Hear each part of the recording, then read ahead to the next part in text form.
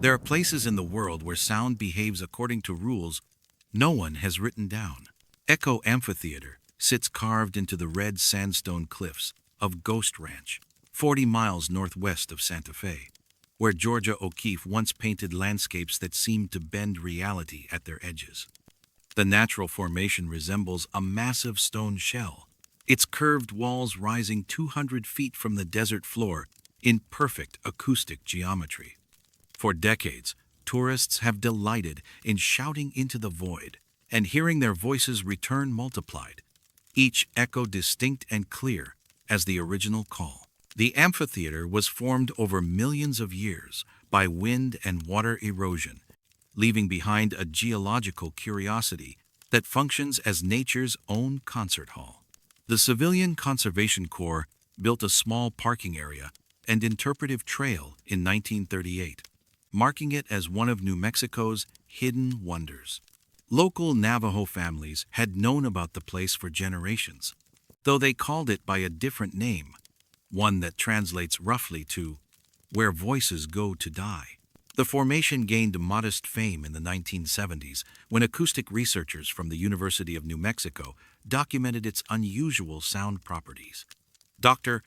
Margaret Chen's team recorded echoes that lasted up to 8 seconds, with remarkable clarity and virtually no distortion.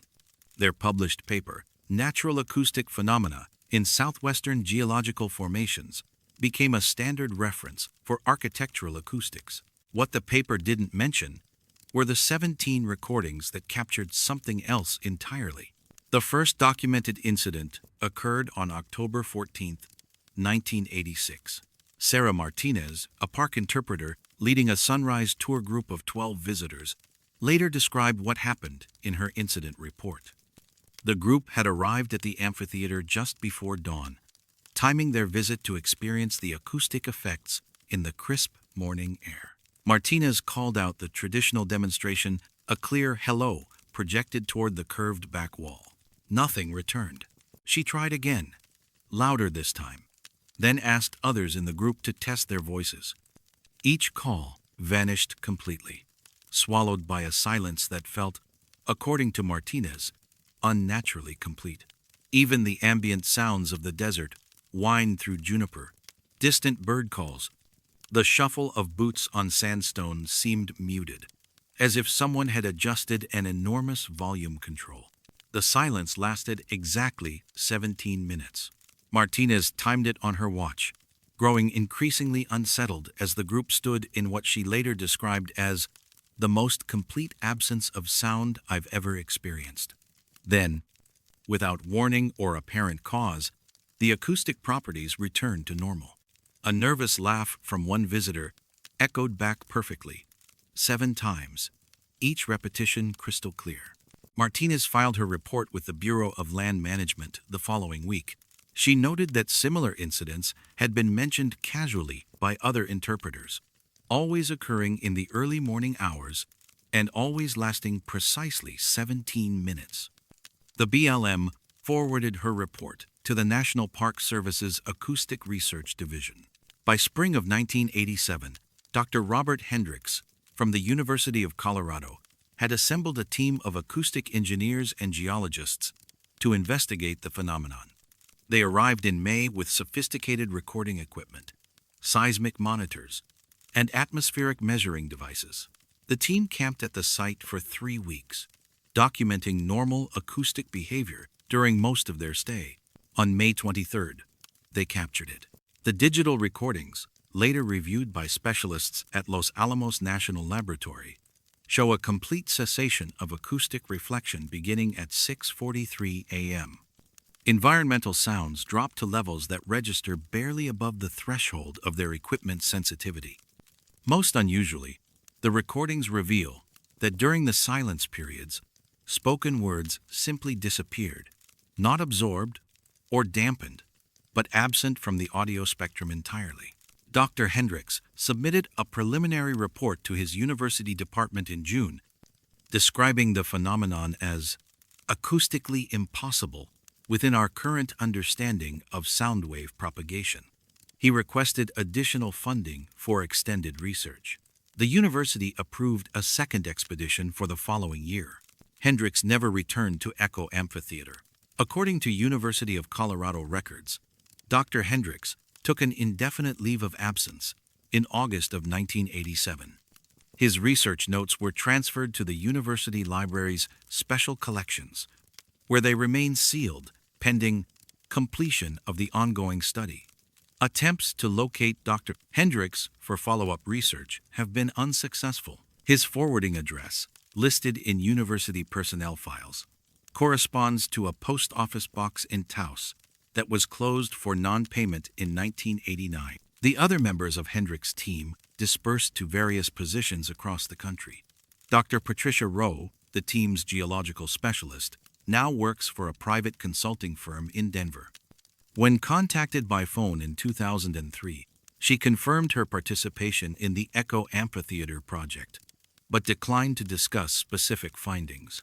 "Some research just doesn't translate well to publication," she said before politely ending the interview. Local knowledge of the phenomenon predates the scientific investigations by decades. Maria Gonzalez, whose family has ranched in the Chama Valley since the 1800s, recalls her grandfather warning children away from the amphitheater on certain mornings. "He could tell by the way the light hit the rocks," she explains. Said you could see it in the shadows when they fell too straight, like someone was pressing the sound right out of them. The Jicarilla Apache Nation, whose reservation borders the area, maintain that the amphitheater has always been a place where spirits listen. Tribal elder James Vigil, now in his 80s, remembers being told as a child that some mornings the ancestors would borrow the voices of the living. Not taking them, he clarifies. Borrowing, but you have to know when to stay quiet and let them have their time. Weather records from the National Weather Service station in Chama show no correlation between atmospheric conditions and the reported silence events. Temperature, humidity, barometric pressure, and wind patterns on affected mornings fall within normal ranges for the season and location. If environmental factors trigger the phenomenon, they operate according to variables that meteorological instruments cannot detect. The Bureau of Land Management continues to maintain the trail and interpretive signs at Echo Amphitheater. The site remains open to the public year-round. Official brochures describe the formation as a natural acoustic wonder, where visitors can experience the magic of echoing voices. There is no mention of morning silence periods, unexplained sound absorption, or the research team that documented 17 minutes of impossible quiet. Park interpreters still lead sunrise tours when requested, though they've learned to recognize certain visual cues. When the sandstone walls catch the early light at precisely the right angle, creating shadows that fall too uniformly across the amphitheater floor, experienced guides quietly suggest alternative demonstration times. The silence returns approximately every 6 to 8 weeks, always in the early morning hours, always lasting exactly 17 minutes. During these intervals, the amphitheater becomes a place where voices travel inward and never return, absorbed by something that has learned to listen with perfect attention. Visitors who experience the phenomenon report a lingering sense of being observed, though the amphitheater's curved walls reveal no hiding places or overlooking positions. Some describe a feeling that their words continue to exist somewhere beyond the range of human hearing, preserved in a space that operates according to acoustic laws written in languages that predate sound itself. The recordings made by Dr. Hendricks' team remain in the University of Colorado's archives, sealed and uncatalogued. According to library staff, the materials are technically available for academic research, but no one has requested access since 1991. The request forms require approval from the original research supervisor. Dr. Robert Hendricks' current whereabouts remain unknown.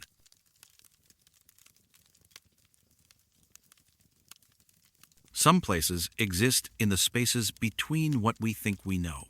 The Sangre de Cristo Mountains rise from the high desert of northern New Mexico like the spine of some ancient creature. Their peaks, reaching above 13,000 feet into air so thin, that thoughts seem to echo. Spanish explorers named them the blood of Christ, for the way they catch red light at sunrise and sunset, bleeding color across valleys that stretch beyond the curve of vision. The range extends nearly 200 miles from Santa Fe to the Colorado border, encompassing wilderness areas so remote that large sections remain unmapped at the detailed scales used by modern cartographers. Within this labyrinth of peaks and hidden valleys lies terrain that has challenged surveyors since the Mexican-American War. The original territorial surveys, conducted between 1846 and 1855, produced maps riddled with gaps and inconsistencies. Subsequent efforts by the General Land Office, the Geological Survey, and various mining companies added layers of contradictory information. By the early 1900s, certain areas of the Sangre de Cristo Range existed as cartographic blank spaces, marked only with elevation contours and the notation terrain unverified. The Wheeler Survey of 1874 attempted to map these gaps using triangulation methods developed for the Civil War. Lieutenant George Wheeler's team worked through 2 brutal winters in the high country, establishing benchmark stations and sightlines across valleys that seemed to rearrange themselves between seasons. Their final reports describe geographical features that don't appear on any modern map.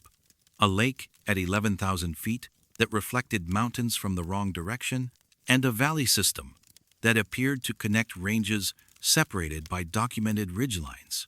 The incident that brought official attention to these discrepancies occurred during the summer of 1962. Dr. Kenneth Morrison, leading a geological survey team from the Colorado School of Mines, was tasked with updating mineral resource maps for the Carson National Forest. His team included graduate students Patricia Crane and James Valdez, along with local guide Antonio Herrera, whose family had ranched in the Española Valley for 4 generations. On July 18th, Morrison's team was working to establish sightlines between known peaks when they encountered what their field notes describe as topographical impossibility, following a ridge that appeared on their maps as a Russo. Continuous formation, they found themselves descending into a valley that should not have existed. According to their compass readings and altimeter measurements, they were walking through solid mountain. Patricia Crane's field journal, preserved in the Colorado School of Mines archives, documents their 3-day exploration of what they called the unmapped valley. Her sketches show a roughly circular depression, approximately 2 miles across, surrounded by peaks that formed a perfect natural amphitheater. More disturbing were the artifacts they discovered scattered throughout the valley floor. Survey stakes, bearing the marks of the General Land Office, dotted the area in precise geometric patterns. These wooden markers, weathered but still legible, carried dates from 1852 and 1853. The brass caps that topped each stake were engraved with coordinates that placed them in territories that had never been officially surveyed. According to the numbers stamped into the metal, the stakes marked section corners for townships that existed nowhere in federal land records. James Valdez photographed the stakes using a standard field camera, documenting their positions with meticulous care. His photographs show survey lines that extend in perfectly straight rows across terrain that maps indicated should be impassable ridgeline. The brass caps gleamed as if they had been polished recently. Despite decades of exposure to mountain weather, Morrison's team spent 2 additional days attempting to establish their exact location using traditional survey methods. Their calculations consistently placed them in areas marked on topographical maps as solid rock formations.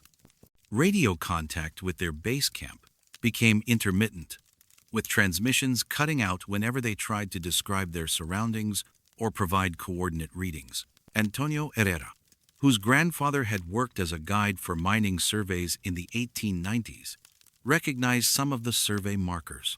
His family had told stories about the Ghost Survey's mapping expeditions that had ventured into the high country and returned with measurements for valleys that couldn't be found again.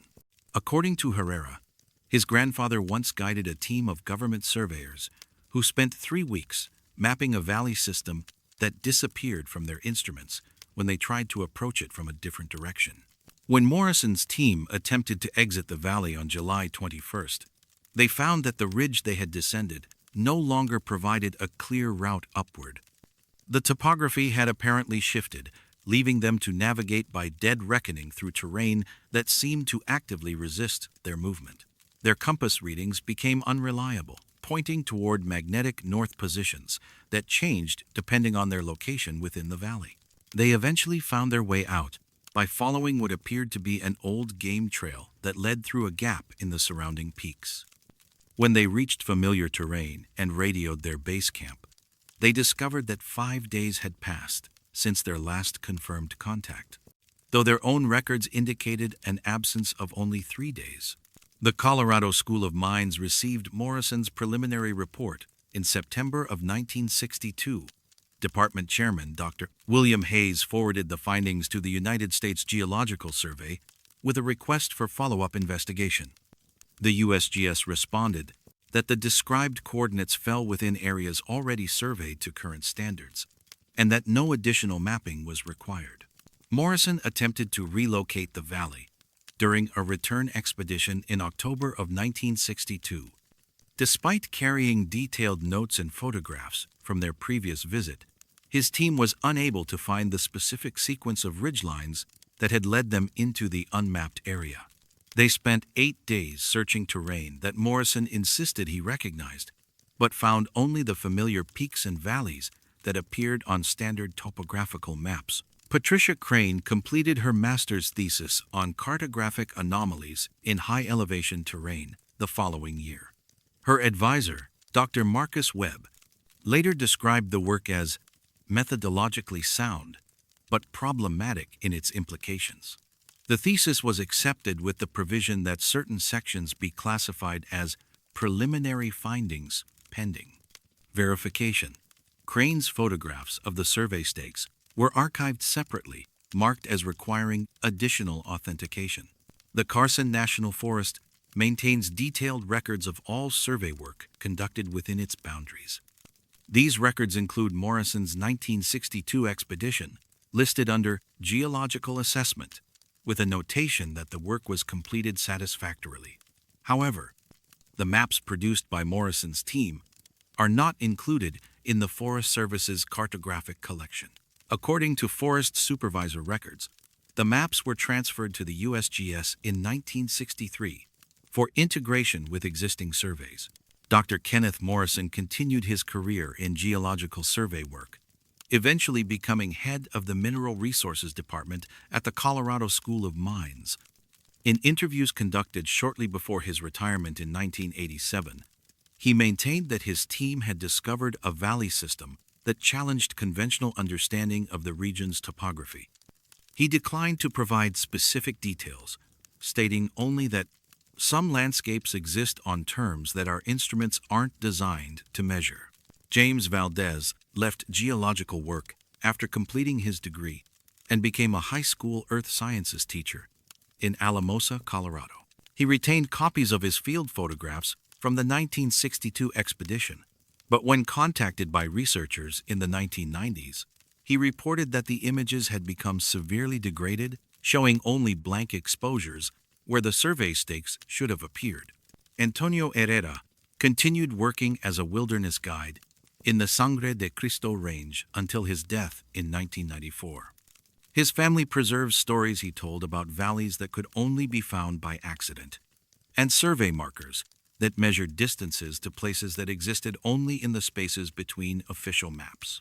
Modern satellite imagery of the region shows continuous forest cover across areas where Morrison's team reported finding the unmapped valley.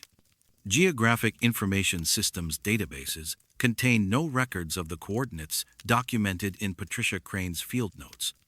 The brass survey stakes, photographed by James Valdez, bearing dates from the 1850s, have never been relocated by subsequent expeditions. Hikers in the Sangre de Cristo Mountains occasionally report finding old survey equipment in locations that don't correspond to any known mapping expedition.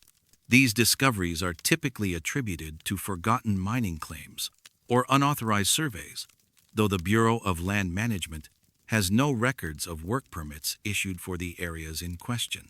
The valley that maps forgot remains unmapped, accessible only through sequences of terrain that rearrange themselves according to rules that cartographers have never learned to read.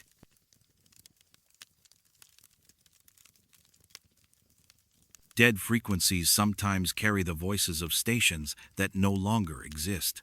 Walker Air Force Base sprawled across the high desert 12 miles south of Roswell, its runways stretching toward horizons that seemed to bend under the weight of endless sky.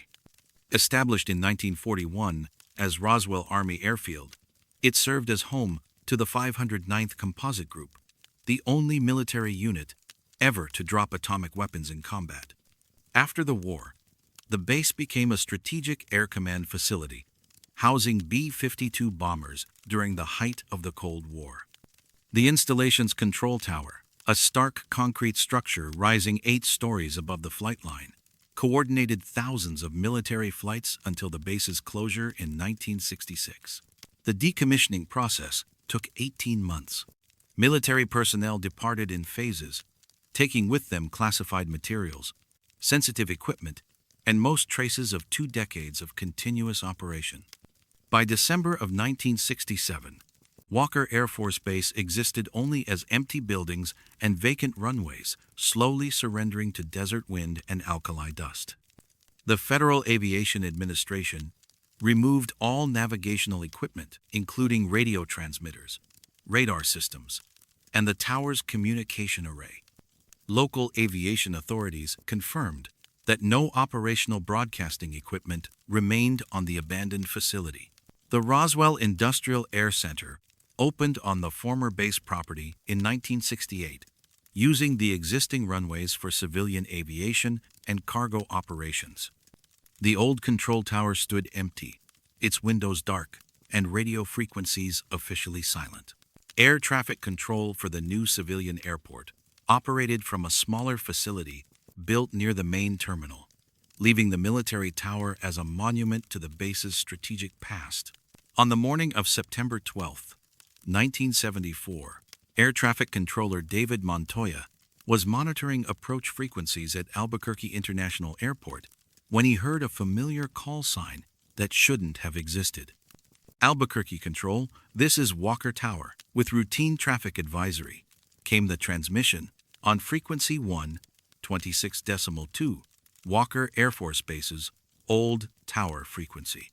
Montoya, a former Air Force radio operator who had worked at Walker before its closure, immediately recognized both the call sign and the voice characteristics of military radio protocol. The transmission quality was clear and strong, suggesting a nearby source with proper equipment. He responded according to standard procedure, requesting identification and current operational status. What followed was 17 hours of routine air traffic coordination between Walker Tower and various air control facilities throughout New Mexico. The Phantom Control Tower provided weather updates, runway condition reports, and flight coordination services that matched perfectly with meteorological data from the National Weather Service. Controllers at airports in Las Cruces, Santa Fe, and Amarillo all received communications from Walker Tower during their shifts, describing flight patterns and navigational information with professional accuracy. The transmissions followed proper military radio protocol in every detail. The operator used correct terminology, appropriate call signs, and standard reporting procedures that would have been familiar to any Air Force controller from the 1960s. Weather reports matched conditions recorded by the National Weather Service station at Roswell, including wind speeds, visibility, and barometric pressure readings taken at 15-minute intervals.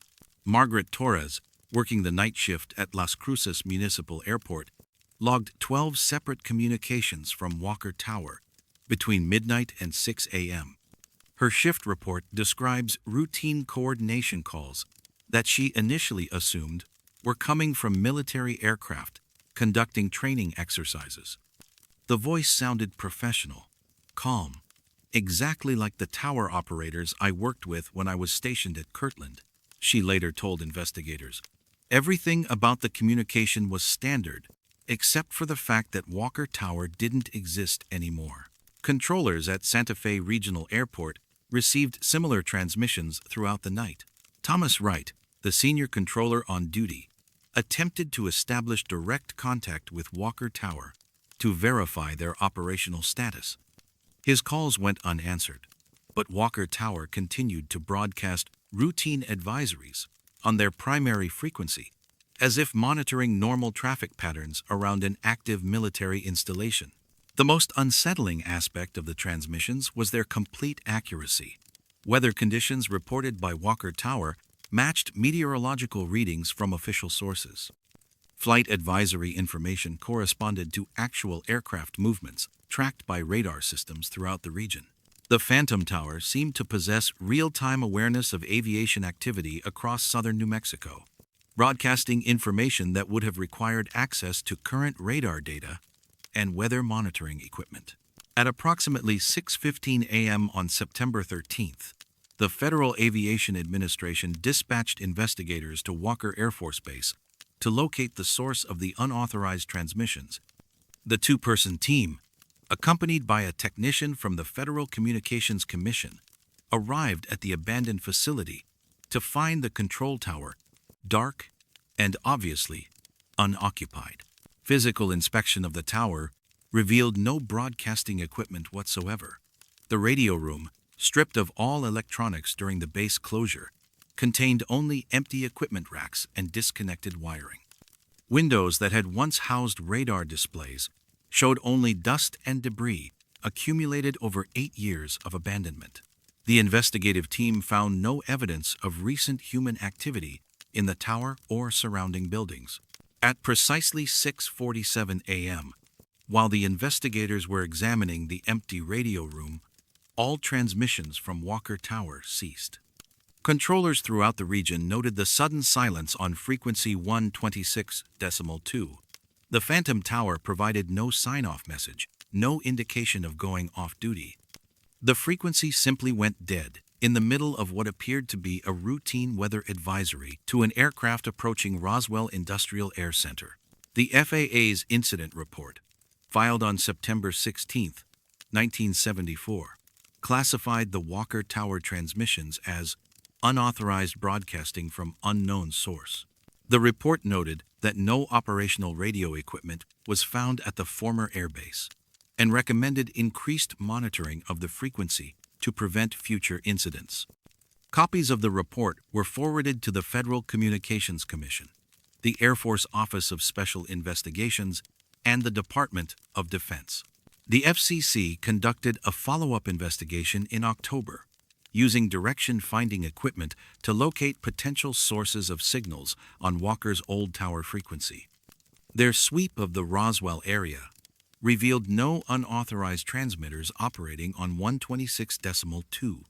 The investigation concluded that the September transmissions had originated from an unidentified mobile or temporary broadcasting source that was no longer operational. Air Force Office of Special Investigations reviewed the incident as part of their ongoing monitoring of activities at former military installations.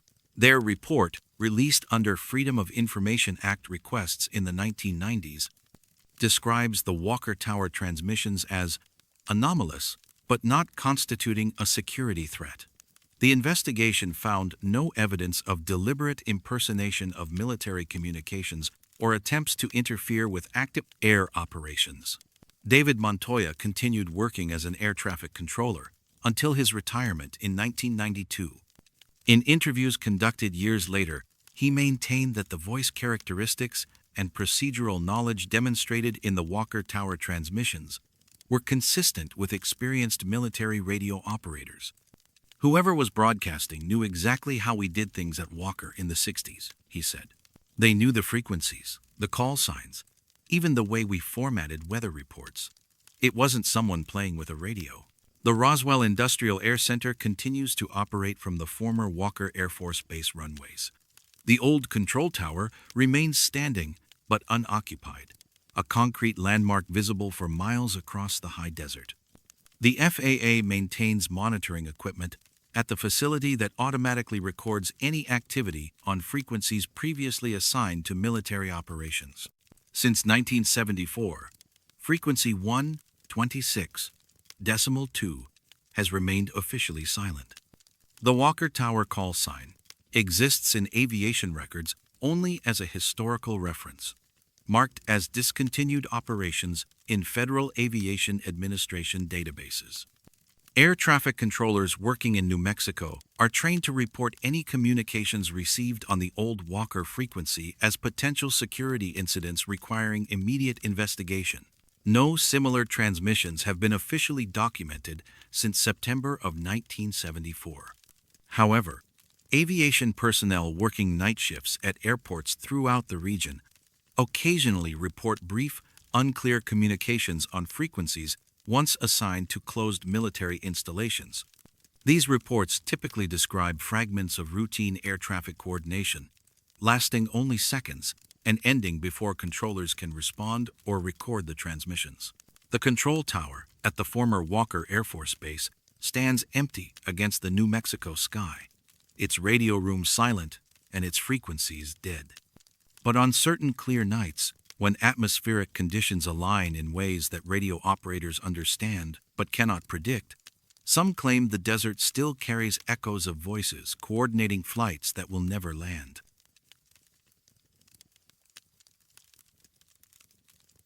Some mail arrives without postmarks, carrying messages no one was meant to send. The Mesilla Valley stretches 40 miles along the Rio Grande, a green ribbon of irrigated farmland, bounded by the stark peaks of the Organ Mountains to the east and the Robledo Mountains to the west. Las Cruces sits at the valley's heart, where Spanish colonists established their settlement in 1849 at the crossing of two ancient trade routes. The surrounding desert has witnessed centuries of human passage: Apache hunting parties, Spanish expeditions, Anglo settlers, and Mexican revolucionarios, all leaving traces in place names and abandoned settlements scattered across the high desert. By the 1950s, the valley supported a growing population of ranchers, farmers, and workers from nearby White Sands Missile Range. Small communities dotted the irrigated bottomland: Mesilla, Doña Ana, Radium Springs, and Hatch, connected by rural postal routes that wound between chile fields and cotton farms. Mail delivery followed predictable schedules, with carriers who knew every family and could navigate dirt roads that shifted with seasonal flooding from the Rio Grande. The Postal Service for the region operated from a small facility in downtown Las Cruces, processing mail for rural routes that extended 30 miles in each direction. Route supervisors prided themselves on knowing the location of every mailbox and the daily routines of residents who depended on reliable delivery of letters, newspapers, and government checks. It was a system built on personal relationships and local knowledge, where unusual mail stood out immediately. The first documented incident occurred on November 14, 1956. Maria Sandoval, who lived with her husband and 3 children on a small ranch near Doña Ana, found an unmarked white envelope in her mailbox, alongside the usual delivery of bills and letters. The envelope contained no return address, no postmark, and no evidence of processing through official postal channels.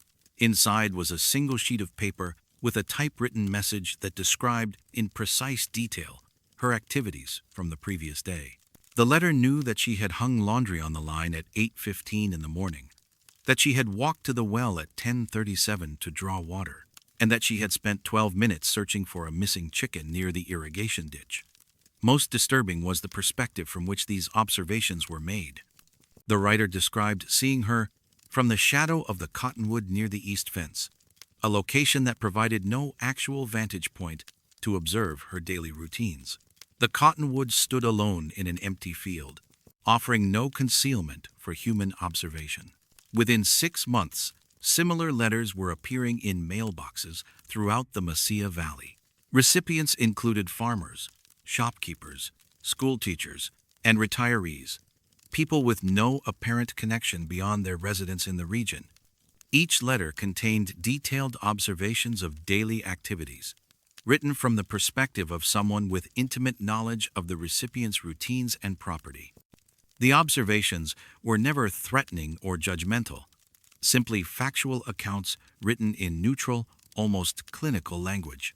Robert Chen, who operated a small grocery store in Mesilla, received 17 letters between March and August of 1957.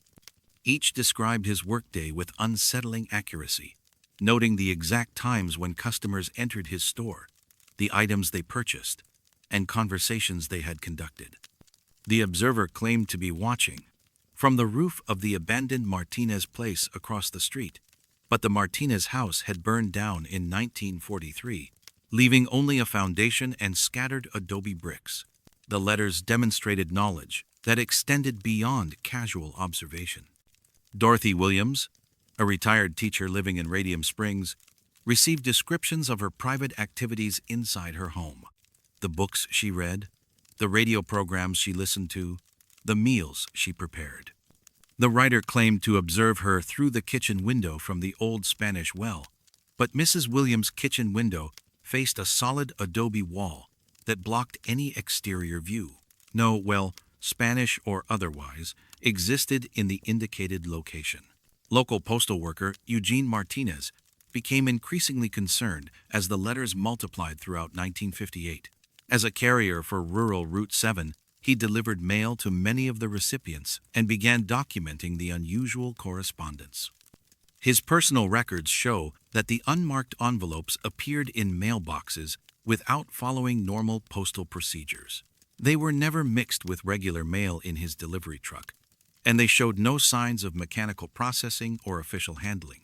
Martinez attempted to trace the letters' origin by monitoring mailbox deliveries and questioning recipients about when they discovered the envelopes. His investigation revealed a pattern. The letters appeared during night hours, placed in mailboxes after regular mail delivery, but before dawn. Recipients consistently found them on top of other mail, as if someone had opened the boxes specifically to place the unmarked envelopes inside. The content of the letters grew more detailed throughout 1959. Recipients reported observations that covered multiple days and included activities that occurred in various locations around their properties. The letters suggested systematic surveillance conducted from multiple observation points, some of which were geographically impossible.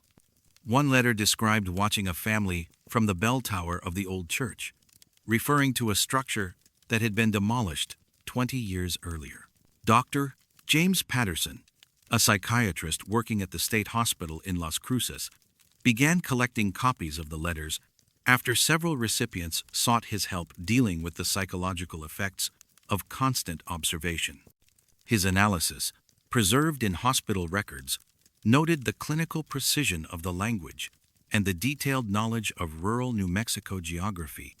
The letters demonstrated familiarity with local landmarks, irrigation schedules, and seasonal farming practices that suggested the writer possessed extensive knowledge of the region.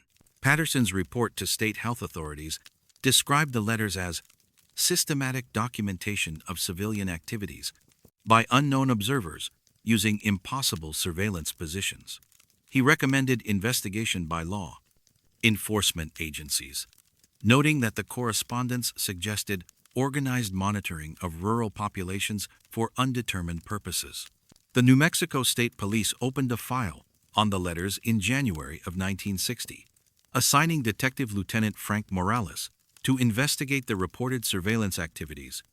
Morales interviewed dozens of recipients and documented over 200 letters collected from mailboxes throughout the valley. His investigation revealed no physical evidence of surveillance equipment, observation posts, or human activity at the locations mentioned in the letters. Morales coordinated with postal inspectors to monitor mail delivery routes and identify potential sources of the unmarked correspondence.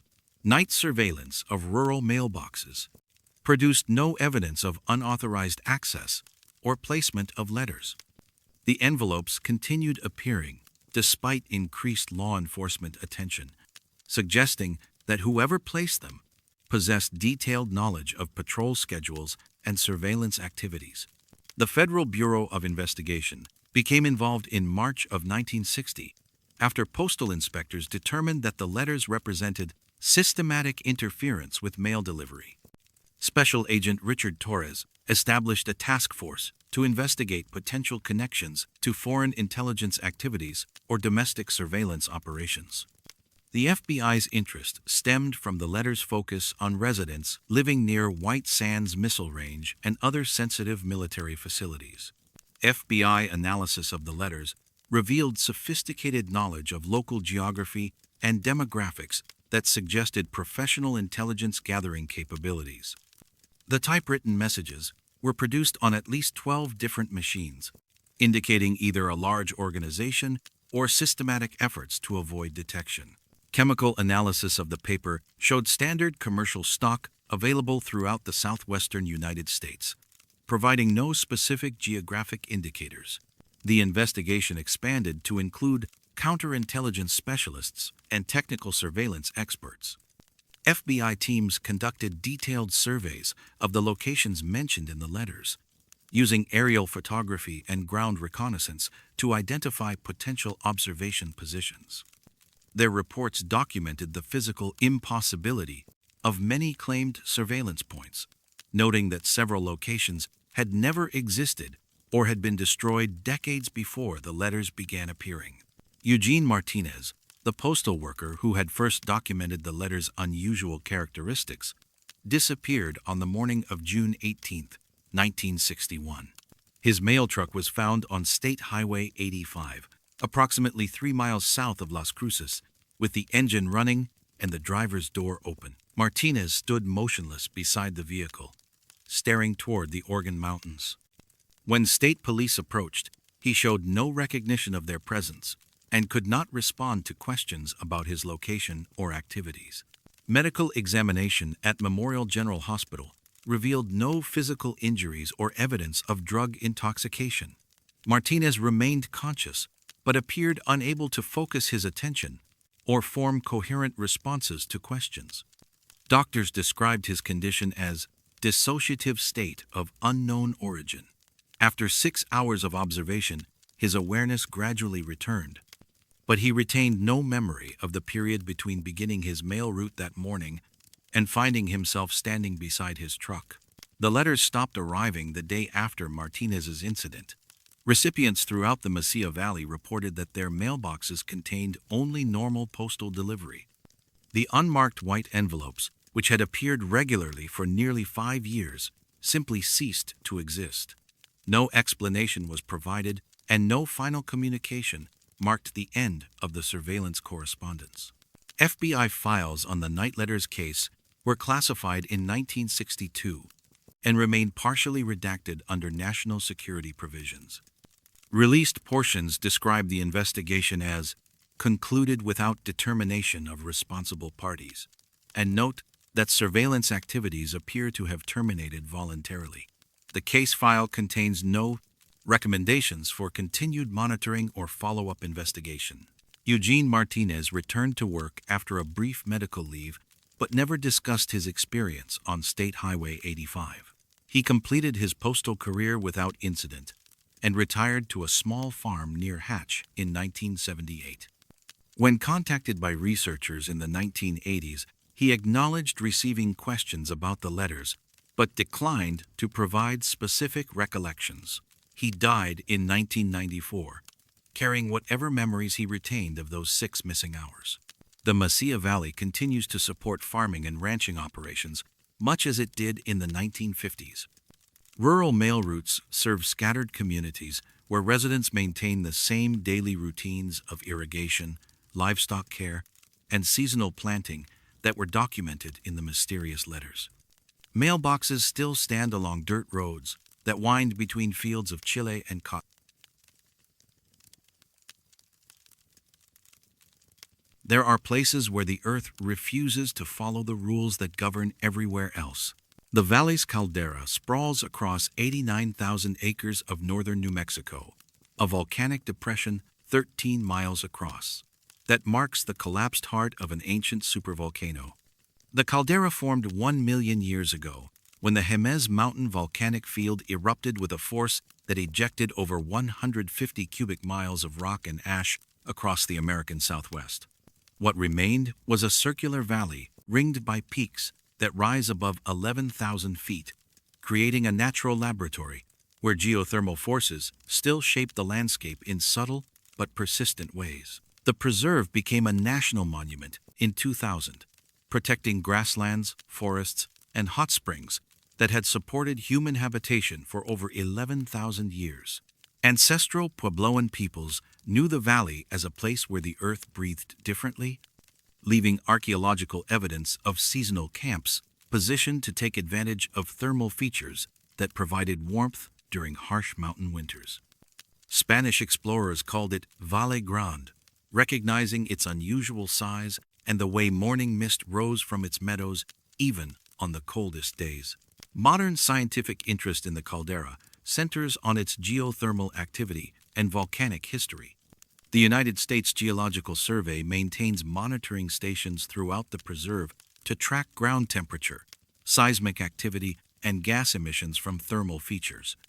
These measurements help scientists understand the complex geological processes that continue to operate beneath the valley floor, where magma chambers still influence surface conditions in ways that are not immediately visible. The anomaly was first documented during a routine geological survey in the summer of 1987. Dr. Sarah Chen, a geothermal specialist from the New Mexico Institute of Mining and Technology, was conducting temperature mapping in the southeastern quadrant of the caldera when her field instruments registered readings that seemed to indicate equipment malfunction. A section of meadow approximately 2 acres in size showed ground temperatures consistently 23 degrees higher than the surrounding grassland. Chen's initial assumption was that she had discovered an unmapped thermal feature, possibly a hot spring or fumarole operating beneath the surface. However, excavation of test holes revealed no evidence of hydrothermal activity. Soil samples showed normal composition and moisture content. Ground-penetrating radar detected no subsurface cavities or unusual geological structures that might explain the temperature differential. What made the readings particularly puzzling was their precision. Most geothermal features show temperature variations that fluctuate with seasonal changes, time of day, and weather conditions. The Meadow anomaly maintained its 23-degree differential with mechanical consistency, measured hourly over a 6-month monitoring period. Whether the ambient air temperature was 35 degrees or 75 degrees, the anomalous area remained exactly 23 degrees warmer.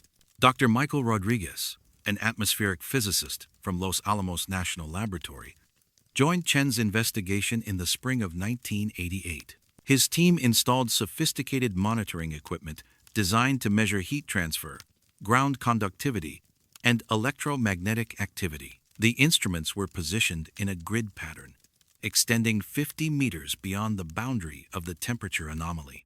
Within 3 weeks of installation, Rodriguez's equipment began experiencing systematic failures. Digital thermometers displayed impossible readings before shutting down completely.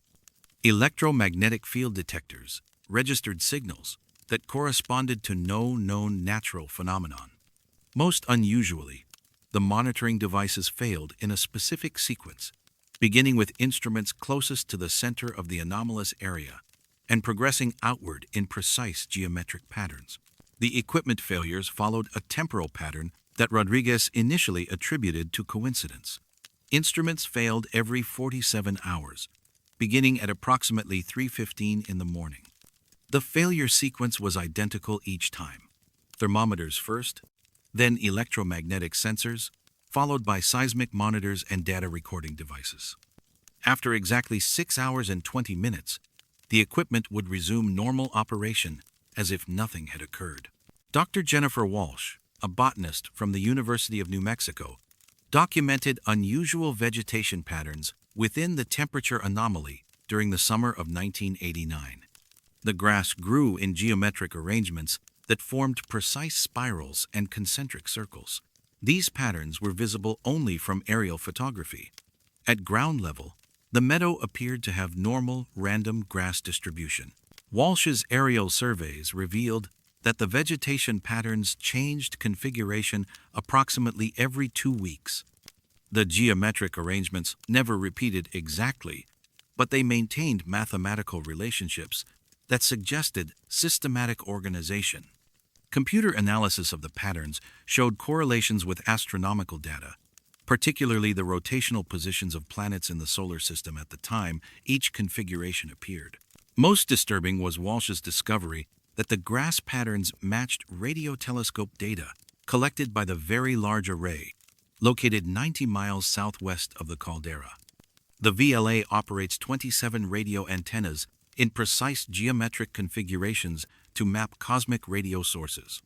The meadow grass arrangements corresponded to antenna positioning data used for specific deep space observations, as if the vegetation was somehow responding to the same cosmic signals the radio telescopes were designed to detect. Local ranchers who had grazed cattle in the caldera for decades reported that livestock consistently avoided the anomalous meadow section. Horses refused to walk across the area, even when urged by experienced riders. Cattle would graze up to the boundary of the temperature differential, but would not enter the warmer grass, despite its apparently superior nutritional quality. Dogs accompanying ranch workers became agitated when approaching the area, displaying behavior consistent with sensory distress. The National Park Service became involved in the investigation in 1990, concerned about potential safety hazards to visitors exploring the preserve. Park officials commissioned an independent study by Environmental Science Associates, a California-based consulting firm specializing in geothermal phenomena. The company's report, submitted in March of 1991, classified the temperature anomaly as geothermally impossible within current scientific understanding. The consulting report noted that the meadow showed no geological features that could produce sustained heat generation. Core samples revealed normal volcanic soil composition with no unusual mineral content or chemical activity. Infrared photography confirmed that the heat source operated at ground level, but originated from no detectable subsurface mechanism. Federal interest in the site intensified when satellite thermal imagery revealed that the meadow anomaly was visible from space. Defense Department analysts at Peterson Air Force Base noted the feature during routine monitoring of geothermal activity near Los Alamos National Laboratory. The consistent temperature signature raised questions about possible connections to classified research activities or undisclosed energy experiments. The Department of Energy conducted a classified assessment of the site in 1992. Details of their investigation remain restricted, but declassified portions of their report described the temperature anomaly as unexplained but not constituting a security risk. The DOE study concluded that the phenomenon posed no threat to nearby research facilities, recommended continued monitoring through existing USGS programs. Dr. Sarah Chen continued studying the temperature anomaly until her retirement in 2003. Her final report to the New Mexico Institute of Mining and Technology documented 16 years of consistent thermal behavior that violated fundamental principles of heat transfer and energy conservation. She noted that the meadow had become a thermal constant in a world of thermodynamic variables.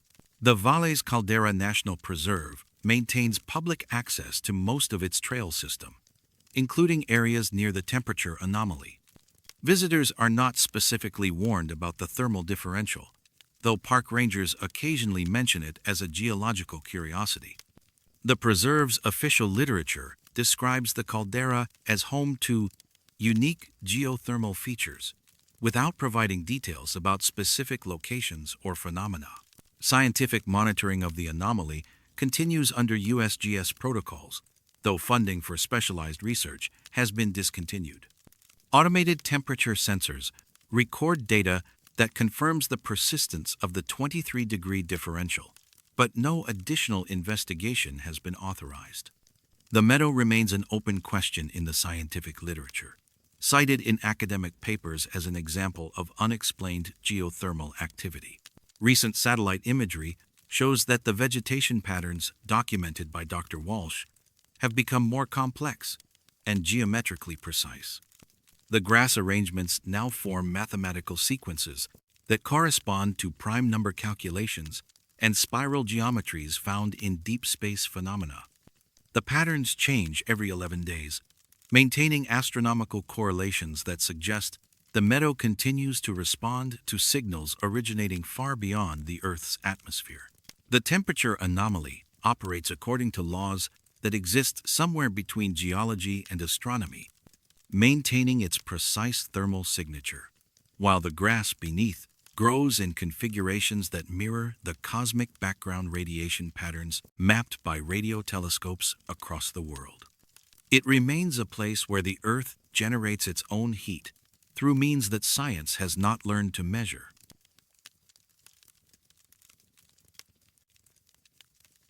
Stone remembers what flesh forgets, and sometimes it chooses to speak. Chaco Culture National Historical Park preserves the ruins of what was once the ceremonial and administrative center of ancestral Puebloan civilization, flourishing between 850 and 1250 CE in northwestern New Mexico's high desert.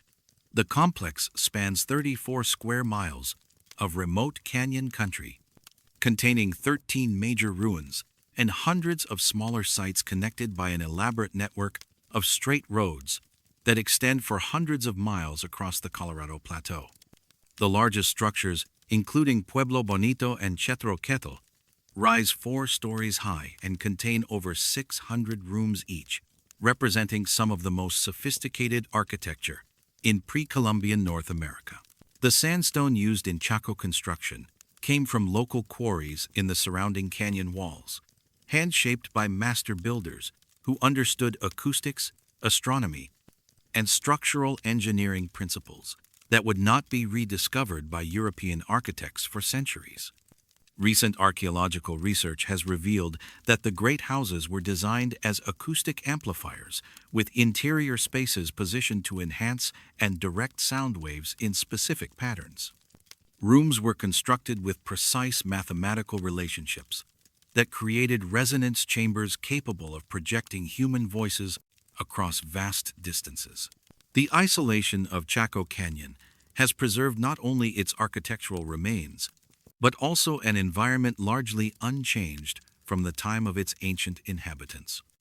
The nearest town, Bloomfield, lies 60 miles to the north, across unmarked dirt roads that become impassable during seasonal rains.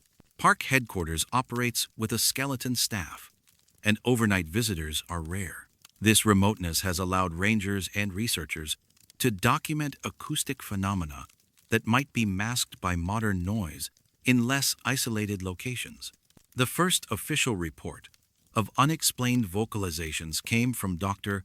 Gordon Vivian, an archaeologist with the School of American Research, who conducted excavations at Pueblo Bonito during the summer of 1947.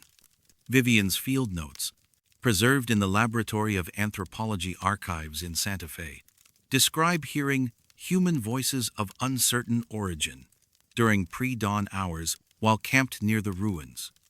The sounds occurred consistently between 5:15 and 5:45 a.m., lasting approximately 30 minutes before fading with the increasing daylight. Vivian initially attributed the voices to other researchers working in distant sections of the ruins, but investigation revealed that he was the only person in the canyon during the periods when the vocalizations occurred. His attempts to locate the source led him through the major structures, where he discovered that the sounds seemed to emanate from the masonry walls themselves. In rooms where the acoustic properties were most refined, the voices became clearer and more distinct, though the language remained unidentifiable. The archaeologist documented his observations with characteristic scientific precision, noting that the vocalizations followed rhythmic patterns that corresponded to architectural features in the ruins. Rooms with specific dimensional ratios produced voices that sang in harmonic intervals. Passages aligned with astronomical orientations generated sounds that rose and fell with mathematical regularity. Most remarkably, the acoustic phenomena seemed to activate different architectural elements in sequence, as if the ruins were performing a coordinated vocal arrangement. Dr. Margaret Reed, an ethnomusicologist from the University of New Mexico, joined Vivian's excavation team in 1948 to investigate the musical properties of the vocalizations. Her analysis revealed that the sounds followed tonal systems similar to those used in traditional Pueblo ceremonies, but with additional harmonic complexities that suggested influences from musical traditions not documented in the archaeological record. The voices produced intervals and chord progressions that were mathematically sophisticated, requiring precise pitch control and timing. Reed's recordings, made using equipment borrowed from the university's music department, captured vocalizations that acoustic analysis confirmed were coming from within the stone structures rather than from human performers. Spectrographic examination showed that the sounds possessed characteristics consistent with human vocal production breathing patterns, pitch modulation, and harmonic overtones, but were generated by resonance within the masonry itself. Park Ranger Thomas Yazzie, a member of the Navajo Nation, whose family had traditional knowledge of the Chaco region, reported hearing similar vocalizations throughout the 1950s and 60s. Yazzie's incident reports described dawn choruses that seemed to involve multiple voices singing in coordinated arrangements. According to his documentation, the voices became most active during periods when atmospheric conditions created temperature inversions in the canyon, suggesting that meteorological factors influenced the acoustic phenomena. Yazzie noted that the vocalizations changed character depending on the season and astronomical alignments. During summer solstice periods, the voices seemed to emerge from different architectural elements, moving through the ruins in patterns that followed the progression of shadows cast by the canyon walls. Winter solstice observations produced vocalizations from structures aligned with different stellar orientations, creating harmonic arrangements that lasted longer but used different tonal relationships. The National Park Service commissioned acoustic studies of Chaco Canyon in 1971, conducted by researchers from the Stanford Research Institute who specialized in architectural acoustics. The team used sophisticated equipment to map sound propagation throughout the major ruins, documenting the exceptional acoustic properties that had been engineered into the ancient structures. However, their study period occurred during autumn months, when the dawn vocalizations were reportedly less active. The Stanford team's report acknowledged ranger observations of unexplained acoustic phenomena, but concluded that systematic documentation would require extended monitoring during optimal seasonal conditions. They recommended installation of permanent recording equipment to capture and analyze the vocalizations under controlled conditions. The National Park Service approved funding for such equipment, but budget constraints delayed implementation until 1975. When acoustic monitoring equipment was finally installed, the results proved both fascinating and frustrating. The digital recording systems successfully captured the dawn vocalizations described by rangers and researchers, confirming that human-like voices did indeed emanate from within the stone structures. However, the recorded sounds were significantly different from what human observers reported hearing in real time. The recordings revealed acoustic phenomena that followed mathematical patterns corresponding to architectural proportions in the ruins, but they lacked the melodic and harmonic qualities that witnesses consistently described. The captured sounds resembled resonance effects created by wind passing through precisely shaped openings in the masonry, rather than coordinated vocal performances. Yet human observers continued to report hearing complex musical arrangements during the same periods when the equipment recorded only mechanical acoustic phenomena. Dr. James Peterson, an acoustic engineer from Los Alamos National Laboratory, reviewed the Chaco recordings in 1977 as part of a broader study of sound propagation in canyon environments. Peterson's analysis confirmed that the ruins created unusual acoustic conditions that could amplify and modify natural sounds in unexpected ways. However, he noted discrepancies between the recorded phenomena and witness descriptions that suggested perceptual processing of acoustic stimuli through cultural or psychological filters. Peterson's report recommended additional studies using both objective recording equipment and controlled human observation protocols. He hypothesized that the dawn vocalizations represented a combination of natural acoustic phenomena enhanced by the exceptional architectural acoustics of Chaco Canyon, experienced by observers whose cultural background predisposed them to interpret abstract sounds as human vocal activity.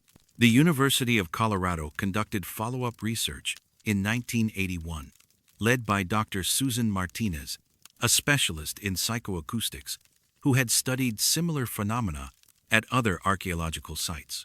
Martinez's team spent 6 weeks at Chaco Canyon, documenting both the physical acoustic properties of the ruins and the psychological responses of observers to the dawn vocalizations. Martinez's findings supported Peterson's hypothesis that observers were experiencing legitimate acoustic phenomena through perceptual frameworks that interpreted abstract sounds as human voices.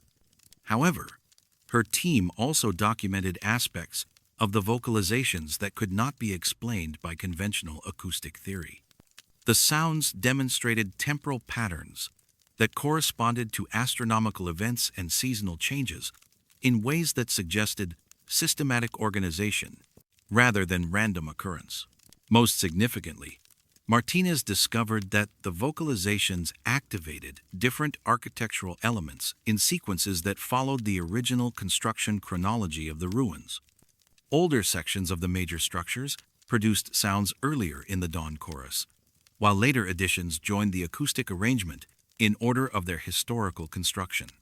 This temporal organization implied that the acoustic phenomena possessed some form of memory that corresponded to the architectural development of Chaco Canyon over centuries.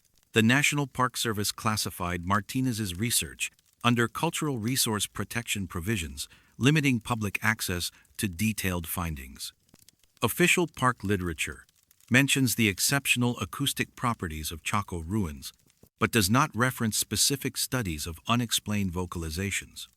Rangers are instructed to acknowledge visitor questions about dawn sounds, but to emphasize the natural acoustic phenomena created by wind and temperature gradients in the canyon environment. Current park management maintains acoustic monitoring equipment that continues to record the dawn vocalizations, though data analysis has been transferred to university researchers working under controlled access agreements. The recordings remain available for scientific study, but researchers must demonstrate legitimate academic interest and agree to limit publication of findings that might encourage inappropriate visitor behavior or damage to archaeological resources. The voices in the stone continue their dawn performances, following patterns that connect ancestral Puebloan architectural achievements to acoustic phenomena that modern science can document but not fully explain. Whether the sounds represent sophisticated engineering, cultural memory preserved in stone, or natural processes that human perception interprets through ancestral knowledge, they persist as evidence that some places retain the ability to speak across centuries of silence. Rangers still arrive early for their shifts, drawn by the knowledge that the canyon's greatest architectural achievements become vocal instruments at dawn, performing arrangements that may preserve the voices of builders whose hands shaped stone into vessels capable of holding sound across 1,000 years of desert mornings.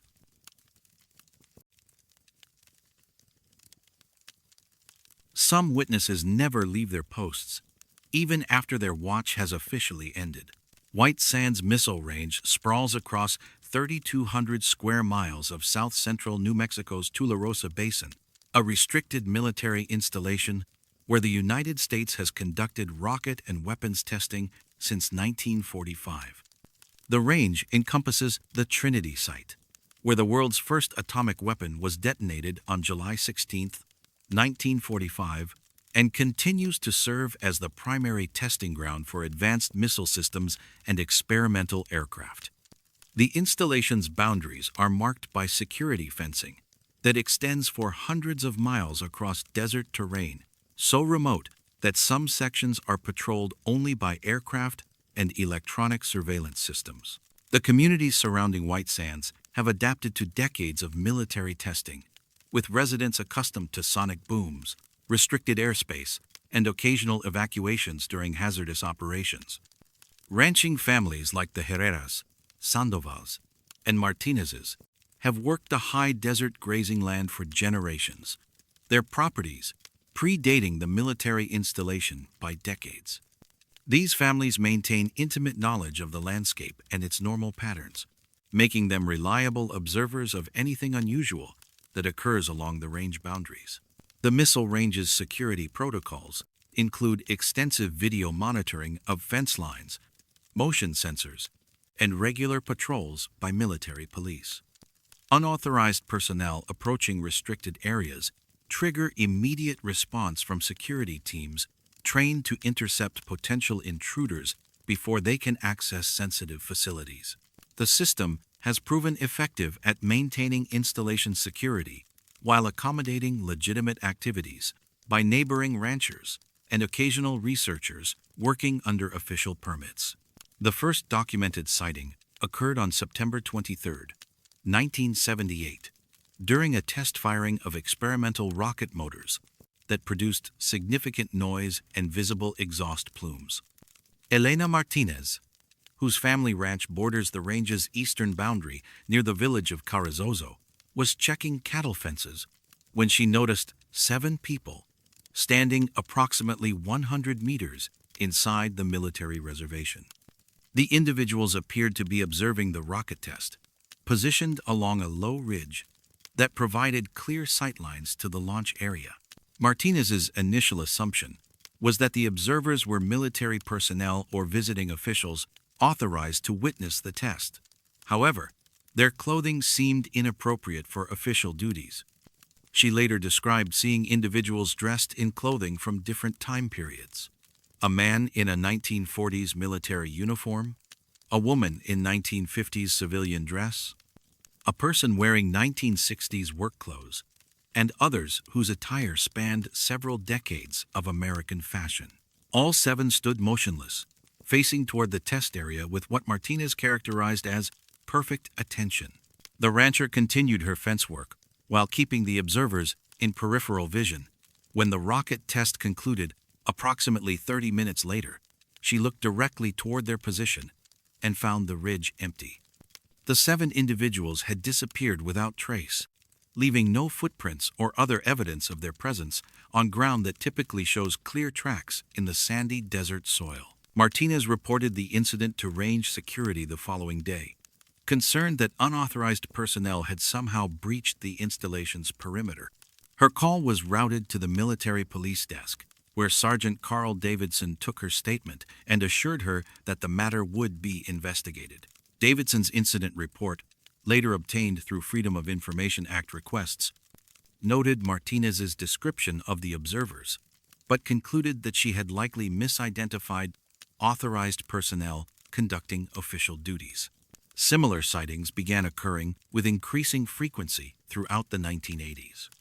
Robert Sandoval, whose ranch lies adjacent to the range's northern boundary, reported seeing the same group of 7 observers during missile tests conducted in 1981, 1983, and 1985.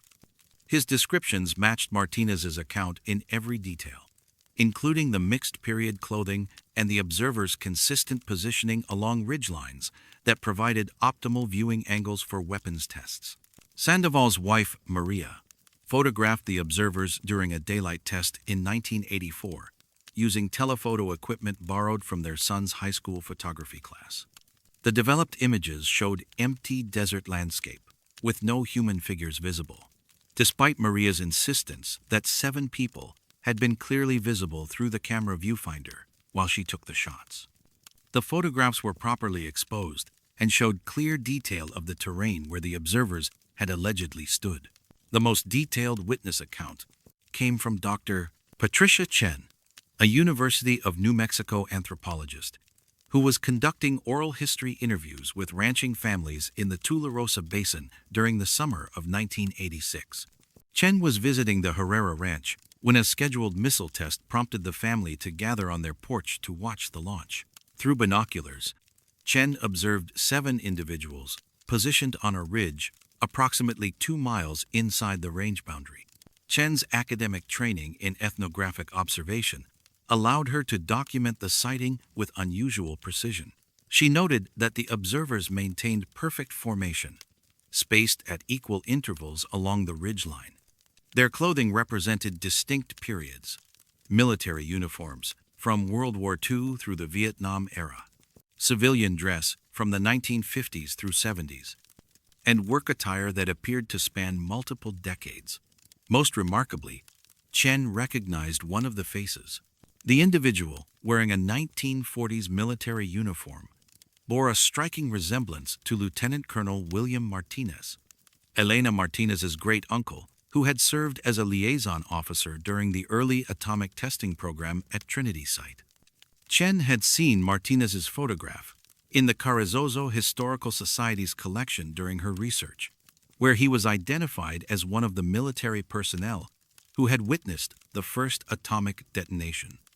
According to family records, Martinez had died in 1963 and was buried in the Catholic cemetery in Carrizozo. Chen's discovery prompted her to research the identities of the other observers. Working with Historical Society records and family photographs, she found possible matches for 4 additional figures. Each had been connected to weapons testing at White Sands, or had lived in the area during significant military operations. Most had died decades before the sightings began, though their biographical details remained in local records maintained by families and community organizations. The Range Environmental Office commissioned a study of the sightings in 1987, concerned that security breaches might compromise classified testing operations. The investigation was conducted by Sandia National Laboratories, which operates extensive surveillance systems throughout the region and maintains detailed records of all personnel authorized to access the missile range during testing periods. Sandia's report confirmed that no unauthorized individuals had been detected by electronic surveillance systems during the periods when visual sightings occurred. Motion sensors, infrared cameras, and radar systems showed no evidence of human presence along the ridgelines where witnesses reported seeing the 7 observers. Security patrol logs indicated that military police had conducted routine sweeps of the areas in question without discovering any signs of intruders. The investigation expanded to include psychological evaluation of the witnesses, conducted by Dr. James Rodriguez, a military psychiatrist from Kirtland Air Force Base. Rodriguez interviewed 8 ranching families who had reported seeing the observers, using standardized protocols designed to assess the reliability of eyewitness testimony. His report concluded that the witnesses showed no signs of mental illness, substance abuse, or deliberate deception. Rodriguez noted that the witnesses demonstrated remarkable consistency in their descriptions, providing identical details about the observer's appearance, positioning, and behavior despite having no contact with each other before giving their statements. The psychiatric evaluation found no evidence of shared delusion or coordinated fabrication. Rodriguez recommended continued monitoring of the situation, but concluded that the witnesses were accurately reporting their perceptions of actual visual phenomena. The Defense Intelligence Agency reviewed the case in 1989 as part of a broader assessment of security incidents at sensitive military installations. Their classified report, partially released in 2003, acknowledged the persistent nature of the sightings, but found no evidence of foreign intelligence activities or domestic security threats. The DIA concluded that the observers, if they existed, posed no operational risk to military testing programs.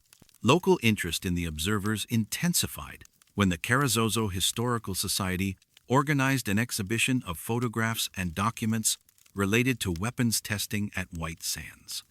Visitors to the exhibition consistently identified faces in historical photographs that matched witness descriptions of the 7 observers. The matches included Lieutenant Colonel Martinez, civilian contractor Sarah Chen, who had worked on early guidance systems, and ranch foreman Carlos Herrera, who had been employed by the military to manage livestock displacement during testing operations. The Historical Society's president, Dorothy Williams, noted that all identified individuals had been present during significant weapons tests and had died in various decades following their service at White Sands. Williams observed that the identified observers represented different aspects of the testing program: military personnel, civilian contractors, and local residents whose lives had been shaped by the installation's operations. Current range security protocols include provisions for documenting anomalous visual phenomena reported by neighboring residents. Security personnel are instructed to take witness statements seriously while maintaining operational security for classified testing activities. The Missile Range's Environmental Office maintains files on recurring sightings and coordinates with civilian law enforcement when reports suggest potential security concerns. The 7 observers continue to appear during significant weapons tests, maintaining their positions along ridgelines that provide optimal viewing angles for military operations.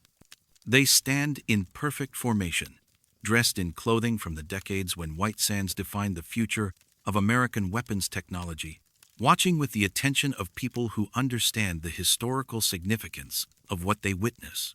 Ranchers working the boundaries of the missile range have learned to recognize the signs that predict when the observers will appear: certain atmospheric conditions, specific types of weapons tests, and anniversary dates that correspond to significant events in the installation's history.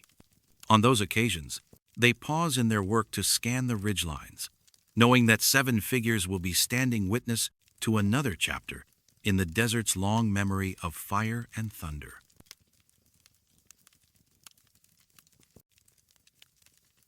Time moves differently in places where the Earth has been shaped by forces that predate human measurement.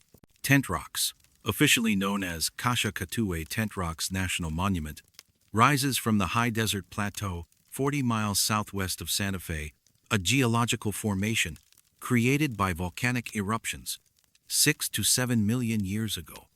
The monument preserves a landscape of cone-shaped rock formations that tower up to 90 feet above narrow slot canyons, carved by wind and water into shapes that seem to defy the ordinary physics of erosion. The ancestral Puebloan people who inhabited the region considered these formations sacred, believing them to be the homes of spirits who controlled the passage of seasons and the movement of celestial bodies. The terrain consists of layers of volcanic tuff and pumice deposited during catastrophic eruptions from the nearby Jemez volcanic field. These soft volcanic rocks erode in distinctive patterns, creating tent-like formations capped by harder caprock that protects the underlying material from weathering. The result is a landscape that appears almost artificially constructed, with geometric precision that suggests deliberate design rather than natural geological processes. The monument's remoteness and challenging terrain have limited visitor access, making it a destination primarily for serious hikers and geological researchers. The Slot Canyon Trail that winds through the heart of the formation requires navigation through narrow passages where canyon walls rise vertically on both sides, creating an environment of deep shadows and reflected light that can disorient even experienced outdoors enthusiasts. GPS signals become unreliable in the deeper sections of the canyon, where the rock walls interfere with satellite reception and traditional navigation methods.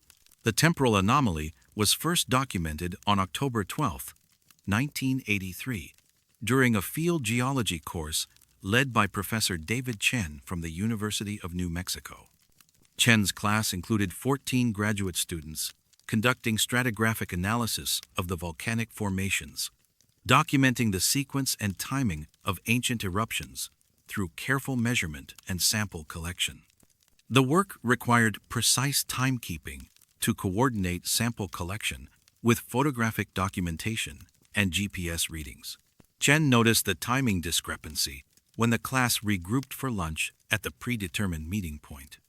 Several students arrived early according to their watches, despite having spent the planned amount of time collecting samples in their assigned areas.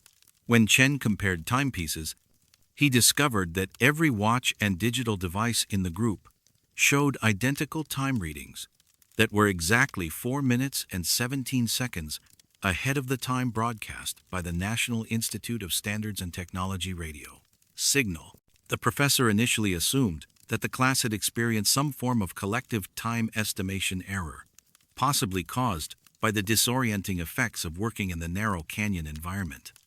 However, review of the students' field notebooks revealed that their time-stamped observations corresponded to the accelerated time shown on their devices, suggesting that they had experienced a genuine alteration in temporal perception rather than simple measurement error. Dr. Margaret Rodriguez, one of the graduate students on Chen's team, later described the experience in her master's thesis on temporal perception in extreme geological environments. According to Rodriguez's account, the class had followed standard field procedures, recording observations at 15-minute intervals throughout the morning. Their notes showed consistent timing that matched their accelerated timepieces, indicating that their perception of elapsed time had synchronized with whatever force was affecting their equipment. Rodriguez noted that the temporal acceleration seemed to affect different types of devices uniformly. Digital watches, analog timepieces, and electronic equipment all displayed the same 4-minute and 17-second advancement. Camera timestamps, calculator clocks, and even wind-up mechanical watches showed identical deviation from standard time. The effect appeared to influence any device designed to measure temporal intervals, regardless of its underlying technology.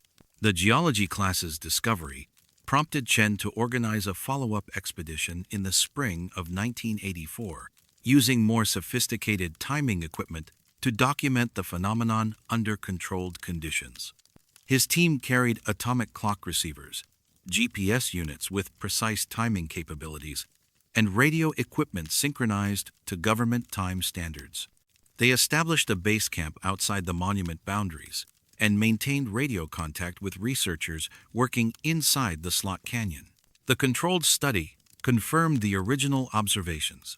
Equipment carried into the Tent Rocks Formation consistently gained 4 minutes and 17 seconds, relative to devices remaining at base camp. The temporal acceleration began immediately upon entering the canyon system and remained constant regardless of depth, location, or time of day.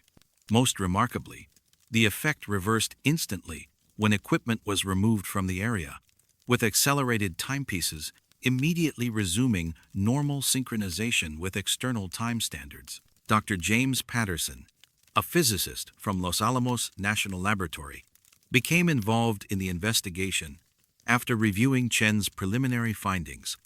Patterson's interest stemmed from theoretical work on gravitational time dilation and its potential applications to precision timing systems. He hypothesized that the Tent Rocks Formation might contain unusual mineral deposits or geological structures that created localized gravitational anomalies affecting the passage of time.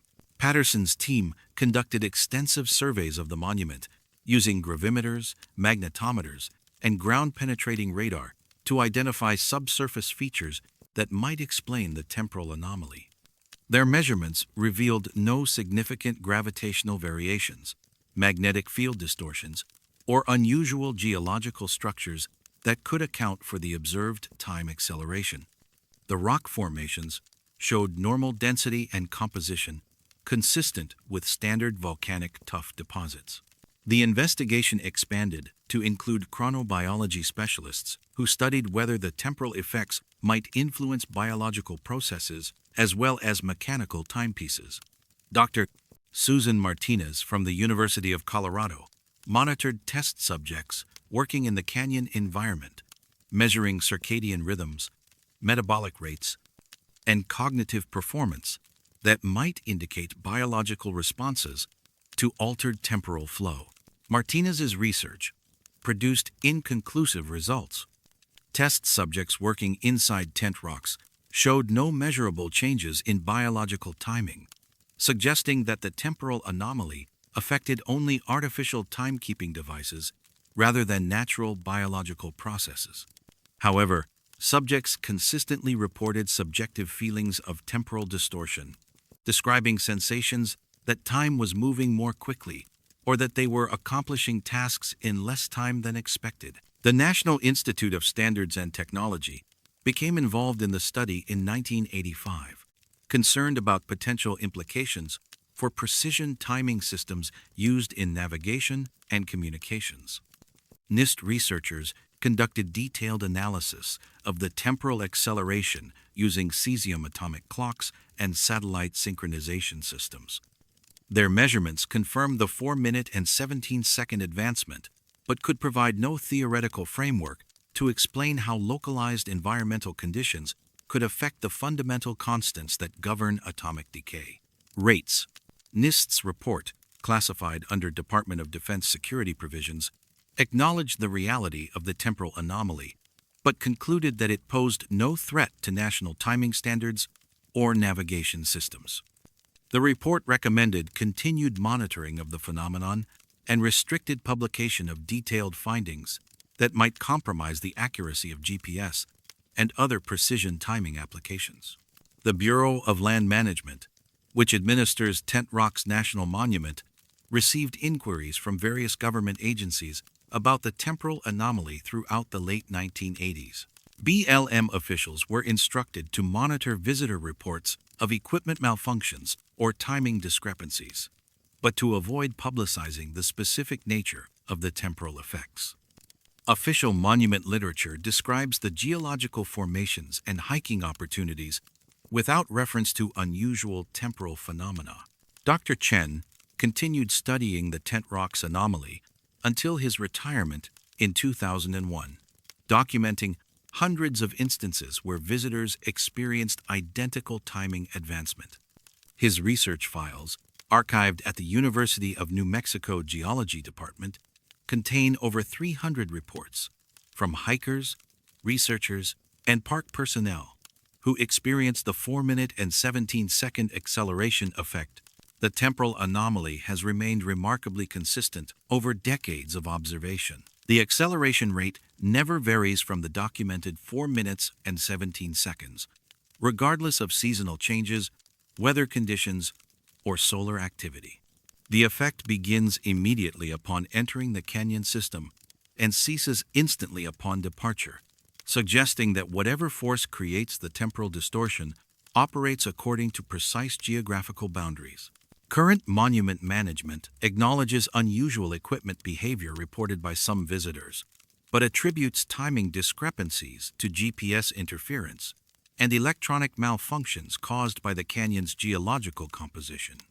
Rangers are trained to assist visitors whose navigation equipment fails in the Slot Canyon environment, though they receive no specific briefing about temporal anomalies or the historical documentation of timing effects.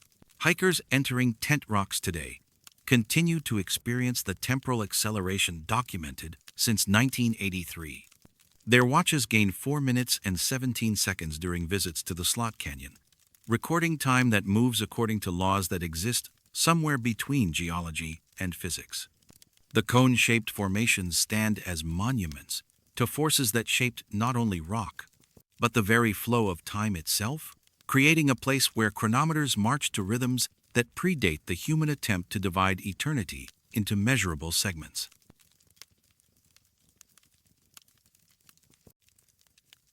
Nature does not arrange itself in blueprints, yet sometimes it follows plans no architect ever drew.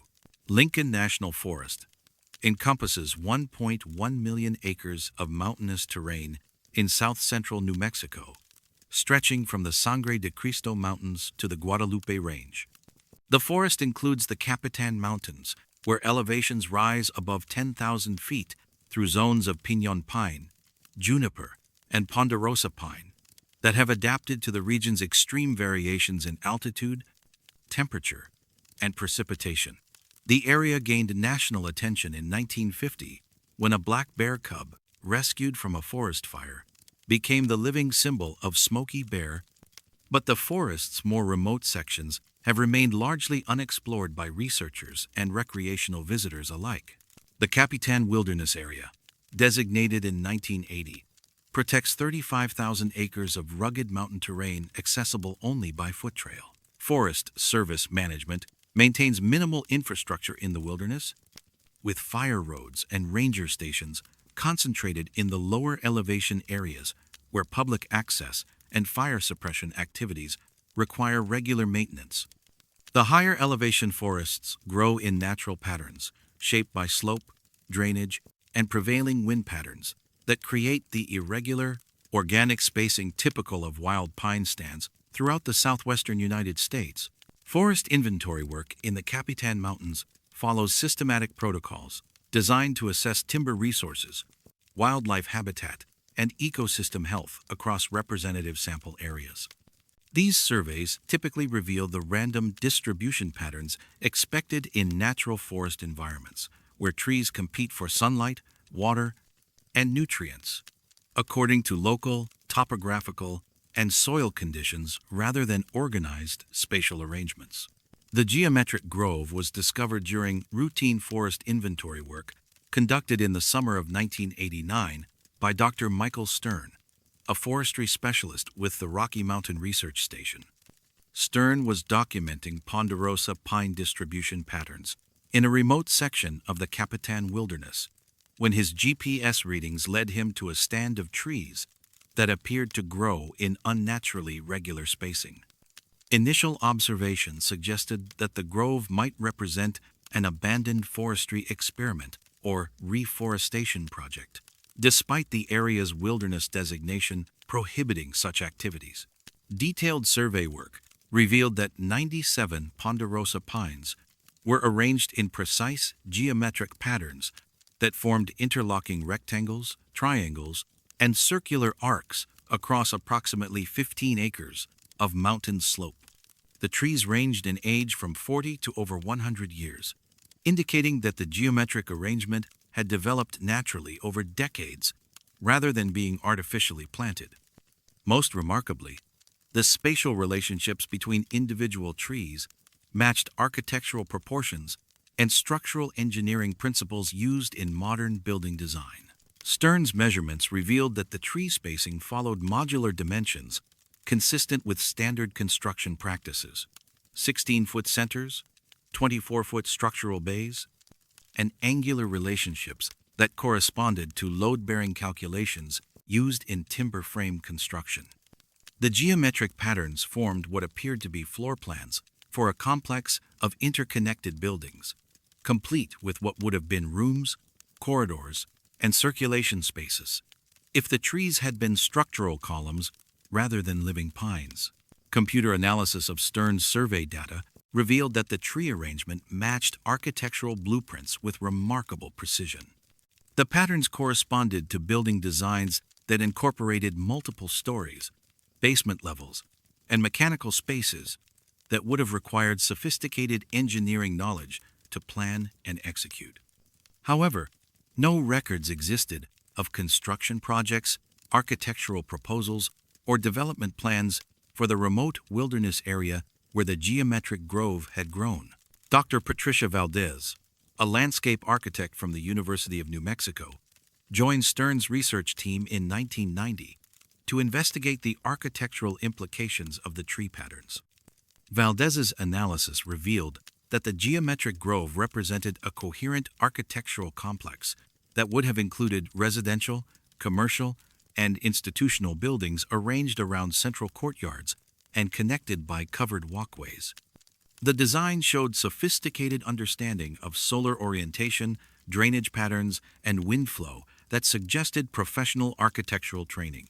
Valdez noted that the tree arrangements incorporated design elements from multiple architectural periods, including Pueblo Revival, details popular in 1920s New Mexico, Art Deco geometries characteristic of 1930s commercial buildings, and modernist spatial concepts that emerged in post-war American architecture.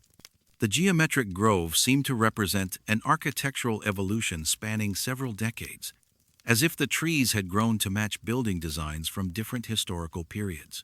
Forest Service botanists conducted extensive soil analysis to determine whether subsurface conditions might explain the unusual tree distribution patterns.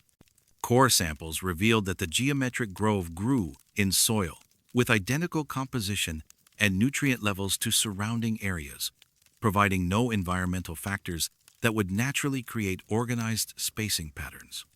However, chemical analysis of wood samples from trees within the geometric grove revealed trace minerals and metallic compounds not found in control specimens from nearby forest areas.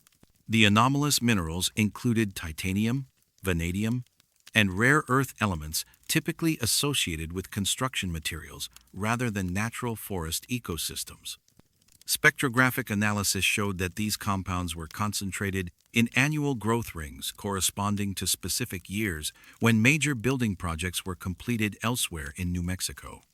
The correlation suggested that the trees were somehow absorbing and incorporating materials associated with human construction activities occurring hundreds of miles away. Dr. James Peterson, a dendrochronologist from Northern Arizona University, attempted to collect complete core samples from the oldest trees in the geometric grove during the summer of 1991. Peterson's standard increment borers, designed to extract wood cores for growth ring analysis, consistently failed when used on trees within the geometric arrangement. Equipment malfunctioned in specific patterns. Metal boring bits became dull after penetrating only inches into the wood. Drive mechanisms jammed without apparent cause, and measurement devices produced inconsistent readings that varied with each sampling attempt. Peterson's research team documented additional equipment failures that seemed to target instruments designed to analyze the tree's internal structure. Resistograph devices used to measure wood density stopped functioning when applied to geometric grove specimens. Sonic testing equipment produced readings that indicated internal wood structures incompatible with normal pine anatomy. Most unusually, researchers operating the failed equipment reported periods of disorientation and difficulty concentrating while working within the geometric grove boundaries. The Forest Service commissioned additional studies in 1992, concerned that the geometric grove might indicate environmental contamination or disease affecting forest health in the Capitan Wilderness. Teams from Los Alamos National Laboratory conducted radiological surveys and chemical analysis that found no evidence of contamination, toxins, or radioactive materials that could account for the unusual tree growth patterns or mineral composition.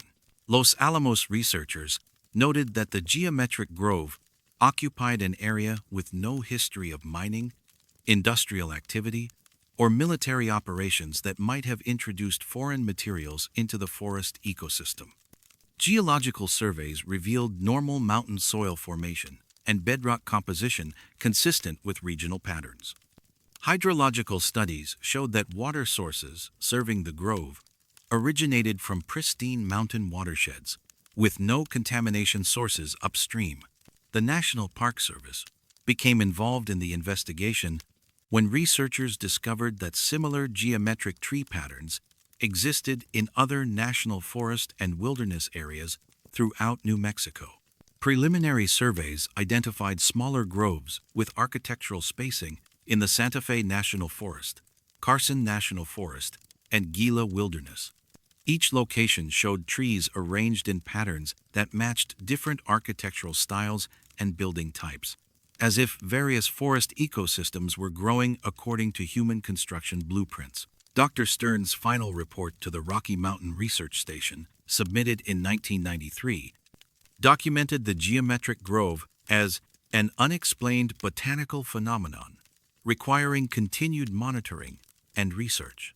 His recommendations included restricting access to the area and maintaining surveillance for changes in tensor, tree growth patterns, or the appearance of additional geometric arrangements. The Forest Service classified Stern's research under scientific resource protection provisions and removed specific location information from public distribution. Current forest management protocols include provisions for monitoring unusual tree growth patterns and restricting research access to areas where botanical anomalies have been documented. The geometric grove remains within the Capitan Wilderness Area, protected by federal wilderness designation and accessibility limited to researchers with specific permits and scientific justification. Forest Service personnel receive training to recognize and report geometric tree arrangements, but are instructed to avoid detailed investigation without specialized support. The ponderosa pines continue growing according to architectural plans that exist in wood grain and growth rings rather than on paper. Their geometric arrangement expands slowly each year, adding new trees in positions that maintain the mathematical relationships established by previous generations. Aerial photography reveals that the patterns have become more complex over time, incorporating design elements that suggest the forest is constructing itself according to blueprints that blend multiple architectural traditions into a building that will never need foundations because it grows them from living wood. Forest visitors who discover the geometric grove report an unsettling sense that they are walking through rooms and corridors of a structure that exists in 3 dimensions, but lacks walls, roofs, or floors. Only the precisely spaced columns of pine trees that mark where a building would stand if the forest had decided to construct itself, according to plans drawn by architects who understood that the most permanent structures are those that grow rather than those that are built.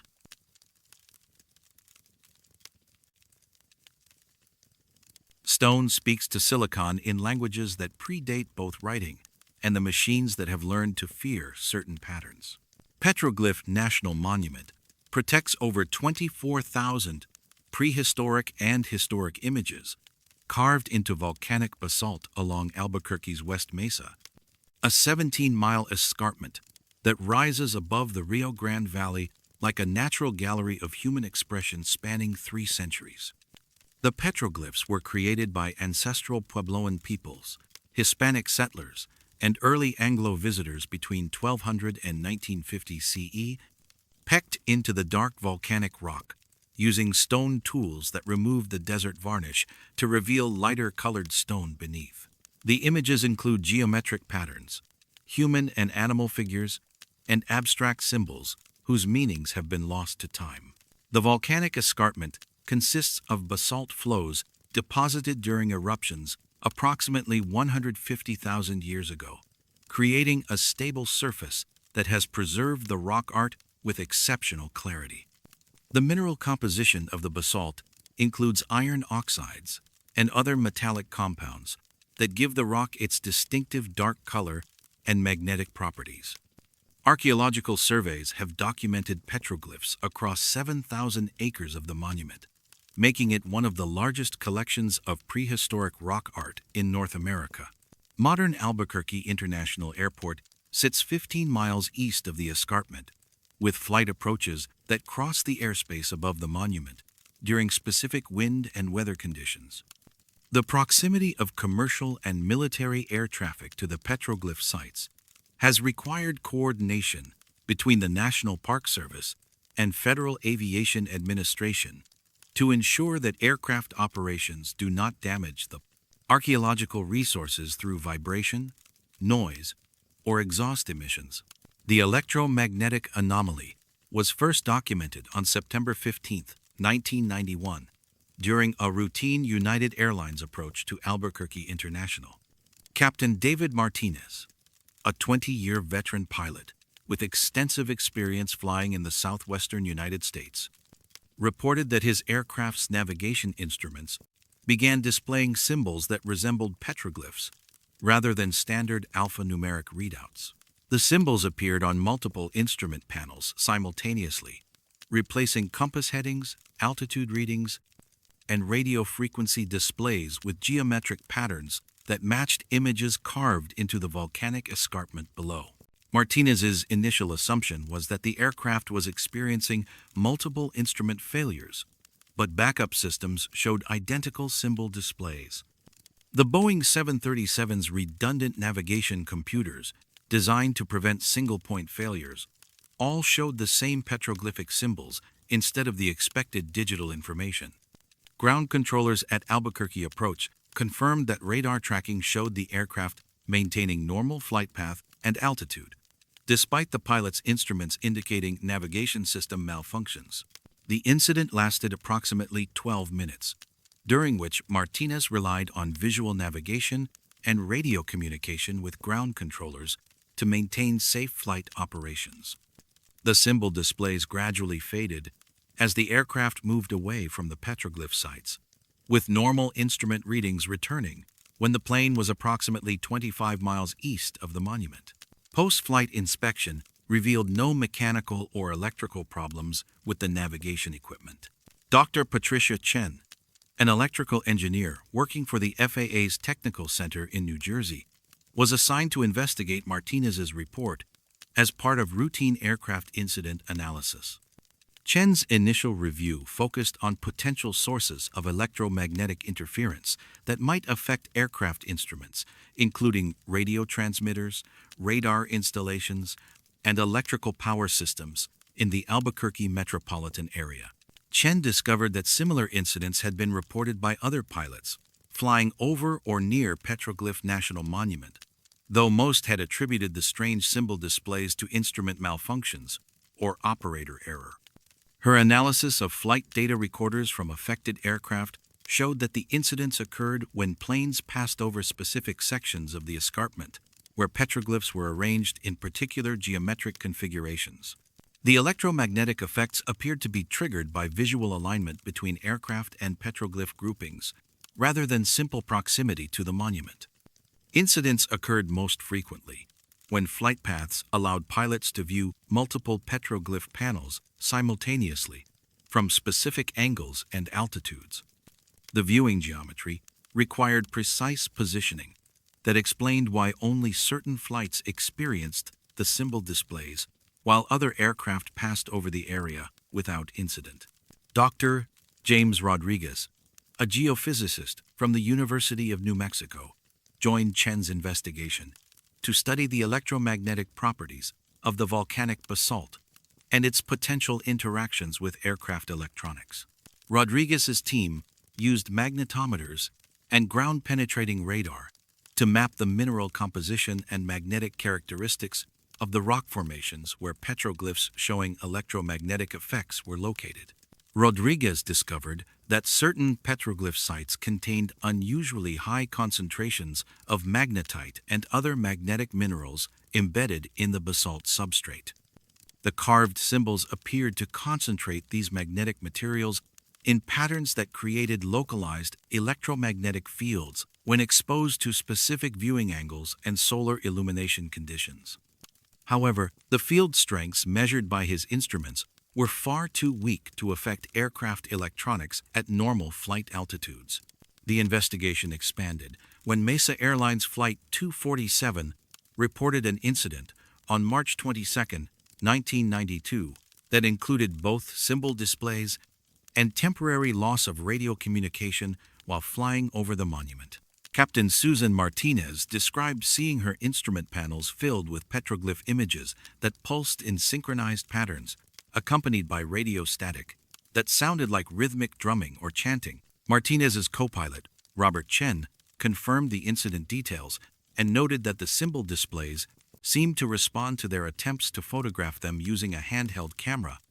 When Chen pointed the camera toward the instrument panels, the symbols became brighter and more distinct, as if the petroglyphs were somehow aware they were being observed and documented.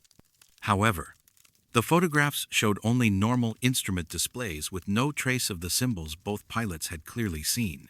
The National Transportation Safety Board opened a formal investigation into the electromagnetic interference incidents after receiving reports from 12 different flights between 1991 and 1993. The investigation team included avionics specialists, electromagnetic interference experts, and archaeologists familiar with the petroglyph sites and their historical significance. NTSB investigators conducted test flights using specially instrumented aircraft equipped with electromagnetic field detectors and high-resolution recording equipment. The test flights confirmed that certain flight paths over the monument produced measurable electromagnetic effects that correlated with pilot reports of symbol displays. However, the recorded electromagnetic signatures showed no characteristics that should have been capable of affecting aircraft navigation systems. Dr. Margaret Walsh, an archaeologist specializing in Native American rock art, provided historical context for the investigation by documenting the specific petroglyph panels associated with electromagnetic incidents. Walsh noted that the affected sites contained symbols that differed from typical geometric and representational images found elsewhere in the monument. The problematic petroglyphs showed abstract patterns that resembled electronic circuitry, mathematical equations, and astronomical charts with unusual sophistication for prehistoric rock art. Walsh's analysis revealed that many of the electromagnetic active petroglyphs had been created during a specific time period, corresponding to increased ancestral Puebloan astronomical activity between 1300 and Penton, 1400 CE. The symbols incorporated precise geometric relationships and mathematical proportions that suggested advanced understanding of celestial mechanics and possibly electromagnetic phenomena that predated European scientific knowledge by centuries. The Federal Communications Commission became involved in the investigation when reports indicated that the electromagnetic effects extended beyond aircraft instruments to ground-based radio and television equipment. Residents living near the monument reported television displays showing petroglyph symbols instead of normal programming during certain atmospheric conditions, particularly during sunrise and sunset, when solar illumination struck the escarpment at specific angles. FCC engineers documented radio frequency emissions from petroglyph sites using spectrum analyzers and directional antennas. Their measurements showed that certain symbol groupings generated weak but detectable electromagnetic signals in frequency ranges used by aircraft navigation systems. The signals appeared strongest when multiple petroglyphs were illuminated simultaneously by direct sunlight, suggesting that solar energy might be activating some form of electromagnetic resonance within the carved symbols. The investigation concluded with recommendations for modified flight approach procedures that avoided direct overflight of the most electromagnetically active petroglyph sites. The FAA implemented these changes in 1994 without public announcement, routing commercial and military aircraft around the monument during conditions when electromagnetic effects were most likely to occur. Current flight operations at Albuquerque International include approach procedures that maintain minimum distances from Petroglyph National Monument during dawn and dusk hours when solar illumination creates optimal conditions for electromagnetic anomalies. Air traffic controllers receive training to recognize pilot reports of unusual instrument displays and to provide alternative navigation guidance when aircraft experience symbol-related malfunctions. The National Park Service maintains public access to petroglyph sites throughout the monument, though visitor literature includes no references to electromagnetic properties or aircraft interference incidents. Park rangers occasionally report interference with portable radios and GPS devices near certain petroglyph panels, particularly during seasonal periods when solar angles align with specific symbol orientations. Recent advances in aircraft avionics have reduced but not eliminated the electromagnetic interference effects. Modern glass cockpit displays have shown petroglyph symbols during flights over the monument, though pilots report that the images appear more briefly and with less visual impact than in older analog instrument systems. The symbols continue to match specific petroglyphs carved into the escarpment centuries before humans developed the electronic technologies that have learned to recognize and respond to patterns preserved in volcanic stone. The escarpment stands above Albuquerque's spreading development, its dark volcanic surface covered with images that speak across centuries to machines that were never meant to understand prehistoric languages. Aircraft continue to fly modified routes that respect the electromagnetic boundaries established by symbols carved into stone, while electronic instruments occasionally display messages from the past. To pilots who navigate by technologies that still respond to wisdom, pecked into basalt by hands that understood frequencies beyond the range of human hearing.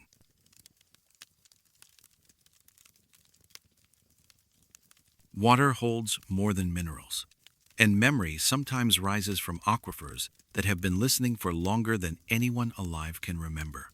Blue Hole sits in the high desert, 20 miles east of Santa Rosa, New Mexico, a bell-shaped limestone sinkhole that plunges 81 feet into crystal-clear artesian water, maintained at a constant 62 degrees year-round.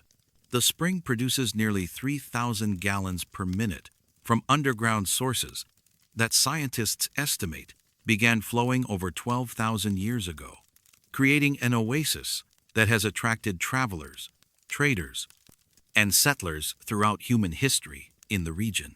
Archaeological evidence suggests that ancestral Puebloan, Apache, and Comanche peoples considered the site sacred, using its waters for ceremonies and as a neutral meeting place between competing groups. The geological formation consists of limestone and gypsum bedrock carved by underground water flow over millennia, creating caverns and tunnels that extend far beyond the mapped portions of the aquifer system. Modern hydrologists have traced some passages to depths exceeding 130 feet, though complete mapping has been prevented by narrow restrictions and unstable cave-ins that make deep exploration dangerous, even for experienced technical divers. The spring feeds the Pecos River watershed and connects to underground systems that may extend hundreds of miles beneath the Llano Estacado. The site gained popularity among sport divers in the 1970s as one of the few inland diving locations in New Mexico offering clear water and consistent conditions.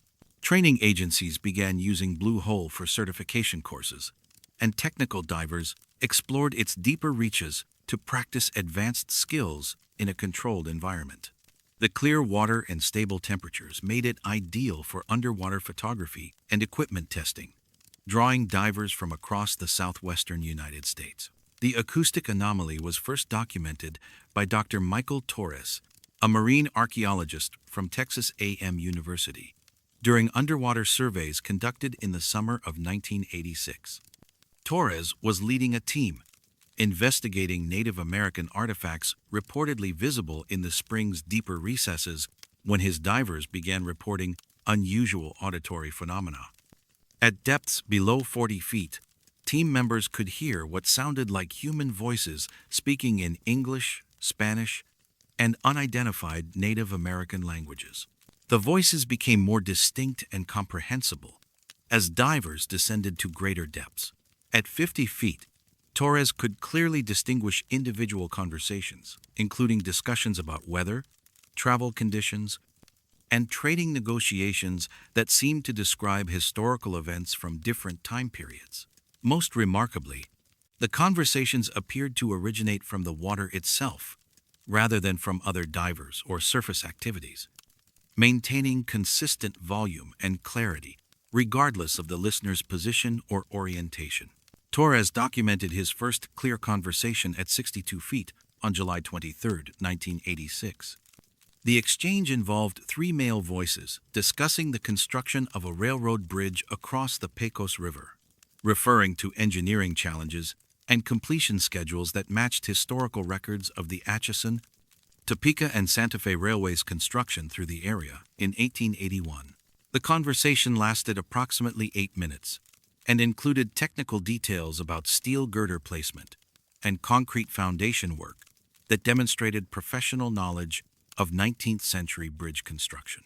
The archaeological team expanded their investigation to include acoustic specialists and underwater recording equipment capable of documenting the phenomena under controlled conditions. Dr.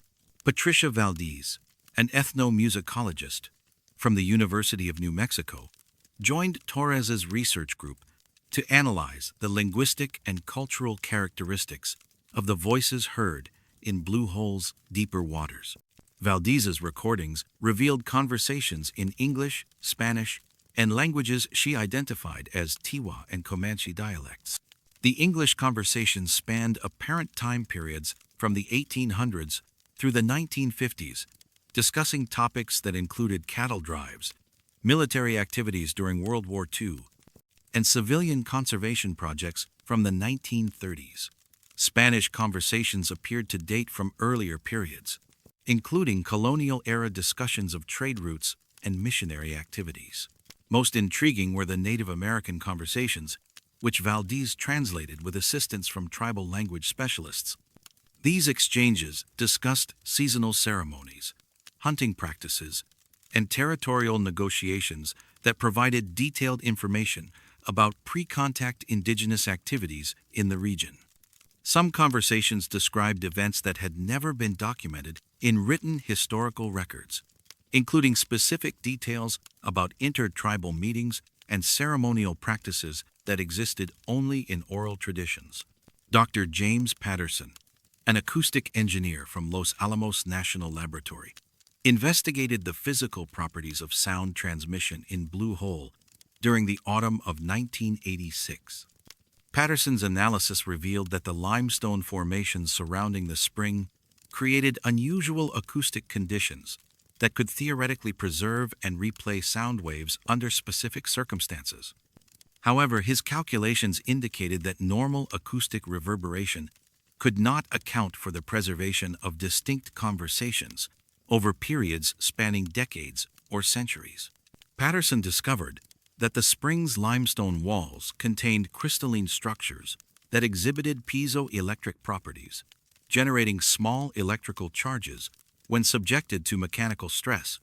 His hypothesis suggested that sound waves might become encoded in the crystal matrix through a process similar to analog recording, with water temperature and mineral content affecting playback conditions.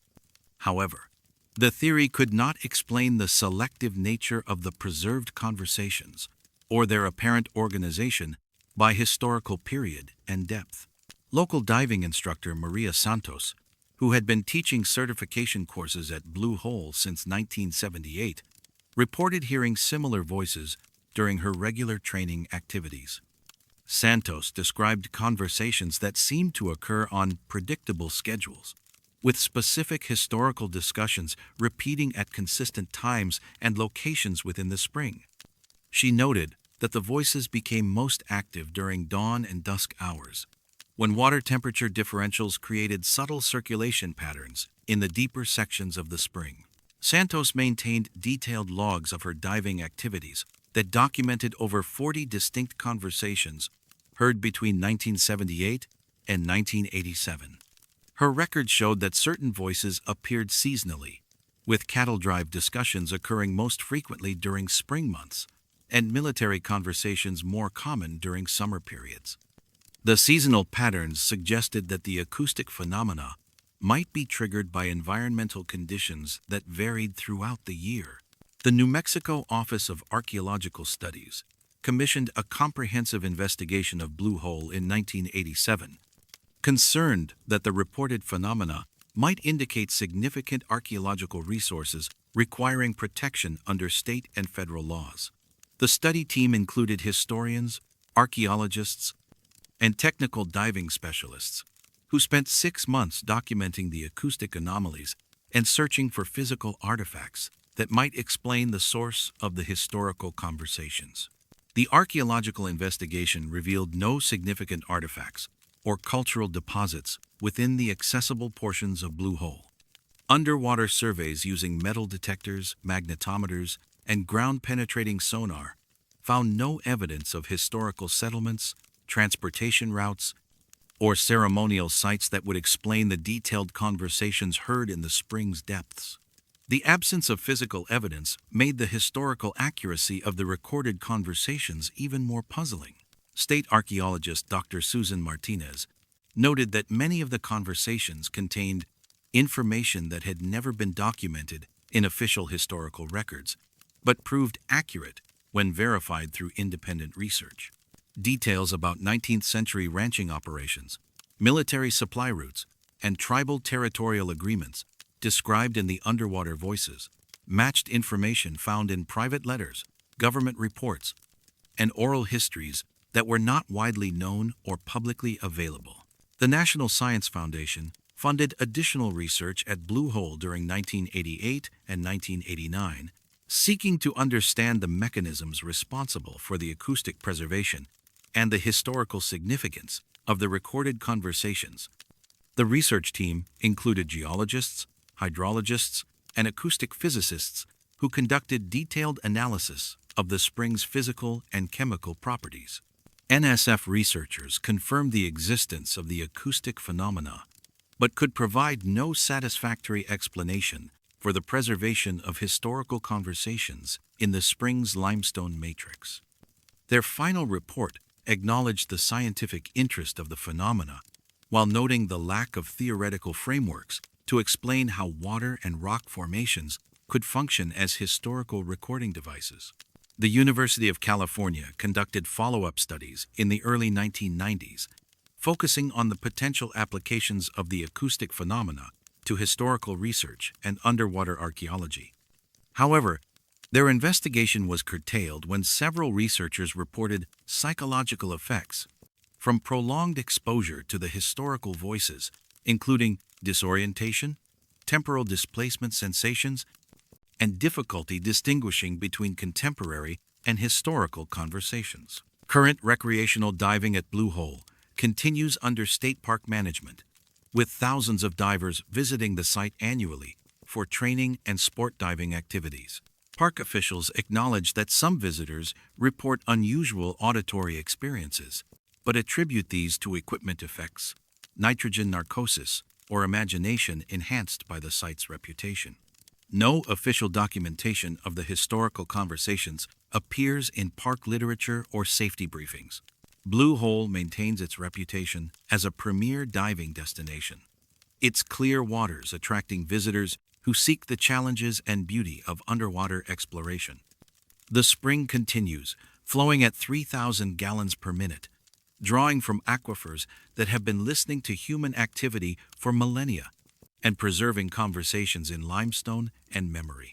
Divers who descend to the deeper reaches of Blue Hole sometimes pause in the crystal clear water, suspended between surface and stone, and listen to voices that discuss cattle prices from 1893, railroad construction from 1881, and ceremonial preparations that predate written history. The conversations continue in the depths, recorded in water that remembers everything and reveals its memories only to those who venture deep enough to hear the past speaking in present tense.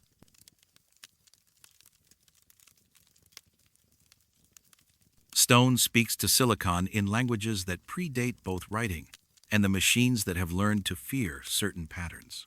Petroglyph National Monument protects over 24,000 prehistoric and historic images carved into volcanic basalt along Albuquerque's West Mesa, a 17-mile escarpment that rises above the Rio Grande Valley like a natural gallery of human expression spanning 3 centuries.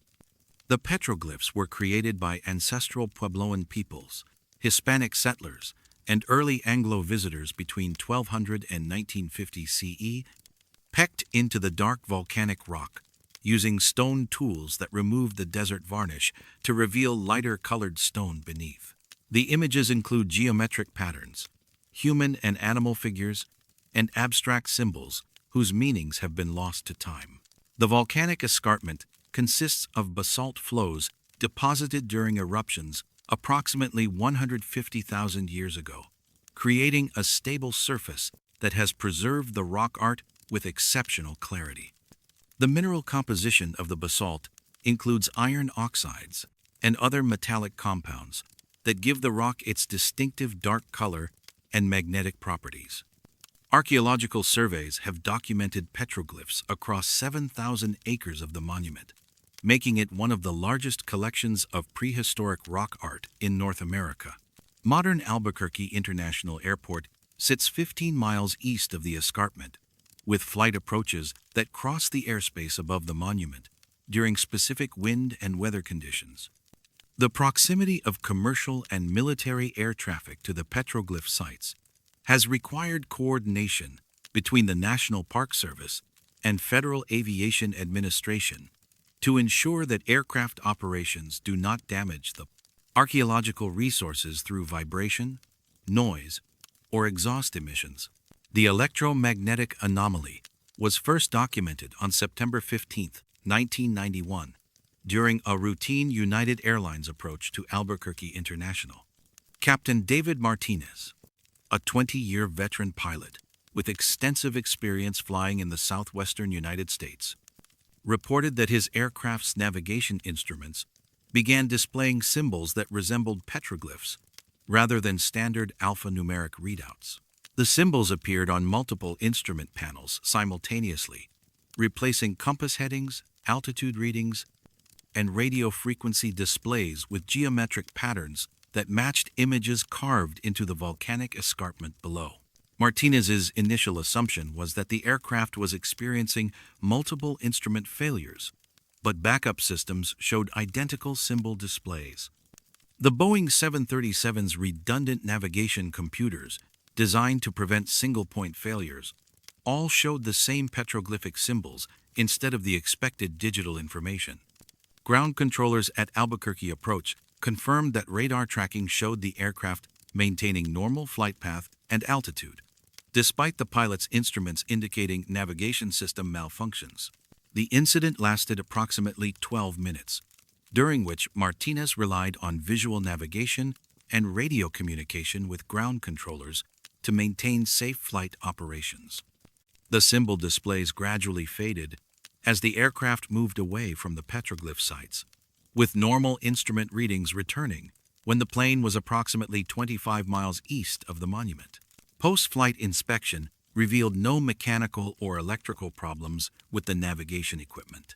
Dr. Patricia Chen, an electrical engineer working for the FAA's Technical Center in New Jersey, was assigned to investigate Martinez's report as part of routine aircraft incident analysis. Chen's initial review focused on potential sources of electromagnetic interference that might affect aircraft instruments, including radio transmitters, radar installations, and electrical power systems in the Albuquerque metropolitan area. Chen discovered that similar incidents had been reported by other pilots flying over or near Petroglyph National Monument, though most had attributed the strange symbol displays to instrument malfunctions or operator error. Her analysis of flight data recorders from affected aircraft showed that the incidents occurred when planes passed over specific sections of the escarpment, where petroglyphs were arranged in particular geometric configurations. The electromagnetic effects appeared to be triggered by visual alignment between aircraft and petroglyph groupings, rather than simple proximity to the monument. Incidents occurred most frequently when flight paths allowed pilots to view multiple petroglyph panels simultaneously from specific angles and altitudes. The viewing geometry required precise positioning that explained why only certain flights experienced the symbol displays while other aircraft passed over the area without incident. Dr. James Rodriguez, a geophysicist from the University of New Mexico, joined Chen's investigation to study the electromagnetic properties of the volcanic basalt and its potential interactions with aircraft electronics. Rodriguez's team used magnetometers and ground-penetrating radar to map the mineral composition and magnetic characteristics of the rock formations where petroglyphs showing electromagnetic effects were located. Rodriguez discovered that certain petroglyph sites contained unusually high concentrations of magnetite and other magnetic minerals embedded in the basalt substrate. The carved symbols appeared to concentrate these magnetic materials in patterns that created localized electromagnetic fields when exposed to specific viewing angles and solar illumination conditions. However, the field strengths measured by his instruments were far too weak to affect aircraft electronics at normal flight altitudes. The investigation expanded when Mesa Airlines Flight 247 reported an incident on March 22, 1992, that included both symbol displays and temporary loss of radio communication while flying over the monument. Captain Susan Martinez described seeing her instrument panels filled with petroglyph images that pulsed in synchronized patterns, accompanied by radio static that sounded like rhythmic drumming or chanting. Martinez's co-pilot, Robert Chen, confirmed the incident details and noted that the symbol displays seemed to respond to their attempts to photograph them using a handheld camera. When Chen pointed the camera toward the instrument panels, the symbols became brighter and more distinct, as if the petroglyphs were somehow aware they were being observed and documented. However, the photographs showed only normal instrument displays with no trace of the symbols both pilots had clearly seen. The National Transportation Safety Board opened a formal investigation into the electromagnetic interference incidents after receiving reports from 12 different flights between 1991 and 1993. The investigation team included avionics specialists, electromagnetic interference experts, and archaeologists familiar with the petroglyph sites and their historical significance.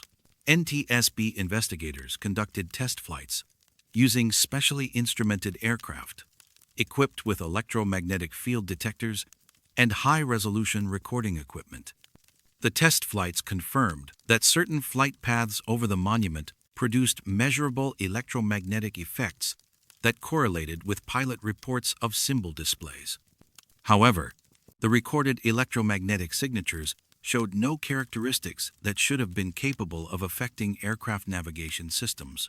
Dr. Margaret Walsh, an archaeologist specializing in Native American rock art, provided historical context for the investigation by documenting the specific petroglyph panels associated with electromagnetic incidents. Walsh noted that the affected sites contained symbols that differed from typical geometric and representational images found elsewhere in the monument. The problematic petroglyphs showed abstract patterns that resembled electronic circuitry, mathematical equations, and astronomical charts with unusual sophistication for prehistoric rock art. Walsh's analysis revealed that many of the electromagnetic active petroglyphs had been created during a specific time period, corresponding to increased ancestral Puebloan astronomical activity between 1300 and Penton, 1400 CE. The symbols incorporated precise geometric relationships and mathematical proportions that suggested advanced understanding of celestial mechanics and possibly electromagnetic phenomena that predated European scientific knowledge by centuries. The Federal Communications Commission became involved in the investigation when reports indicated that the electromagnetic effects extended beyond aircraft instruments to ground-based radio and television equipment. Residents living near the monument reported television displays showing petroglyph symbols instead of normal programming during certain atmospheric conditions, particularly during sunrise and sunset, when solar illumination struck the escarpment at specific angles. FCC engineers documented radio frequency emissions from petroglyph sites using spectrum analyzers and directional antennas. Their measurements showed that certain symbol groupings generated weak but detectable electromagnetic signals in frequency ranges used by aircraft navigation systems. The signals appeared strongest when multiple petroglyphs were illuminated simultaneously by direct sunlight, suggesting that solar energy might be activating some form of electromagnetic resonance within the carved symbols. The investigation concluded with recommendations for modified flight approach procedures that avoided direct overflight of the most electromagnetically active petroglyph sites. The FAA implemented these changes in 1994 without public announcement, routing commercial and military aircraft around the monument during conditions when electromagnetic effects were most likely to occur. Current flight operations at Albuquerque International include approach procedures that maintain minimum distances from Petroglyph National Monument during dawn and dusk hours when solar illumination creates optimal conditions for electromagnetic anomalies. Air traffic controllers receive training to recognize pilot reports of unusual instrument displays and to provide alternative navigation guidance when aircraft experience symbol-related malfunctions. The National Park Service maintains public access to petroglyph sites throughout the monument, though visitor literature includes no references to electromagnetic properties or aircraft interference incidents. Park rangers occasionally report interference with portable radios and GPS devices near certain petroglyph panels, particularly during seasonal periods when solar angles align with specific symbol orientations. Recent advances in aircraft avionics have reduced but not eliminated the electromagnetic interference effects. Modern glass cockpit displays have shown petroglyph symbols during flights over the monument, though pilots report that the images appear more briefly and with less visual impact than in older analog instrument systems. The symbols continue to match specific petroglyphs carved into the escarpment centuries before humans developed the electronic technologies that have learned to recognize and respond to patterns preserved in volcanic stone. The escarpment stands above Albuquerque's spreading development, its dark volcanic surface covered with images that speak across centuries to machines that were never meant to understand prehistoric languages. Aircraft continue to fly modified routes that respect the electromagnetic boundaries established by symbols carved into stone, while electronic instruments occasionally display messages from the past, to pilots who navigate by technologies that still respond to wisdom, pecked into basalt by hands that understood frequencies beyond the range of human hearing.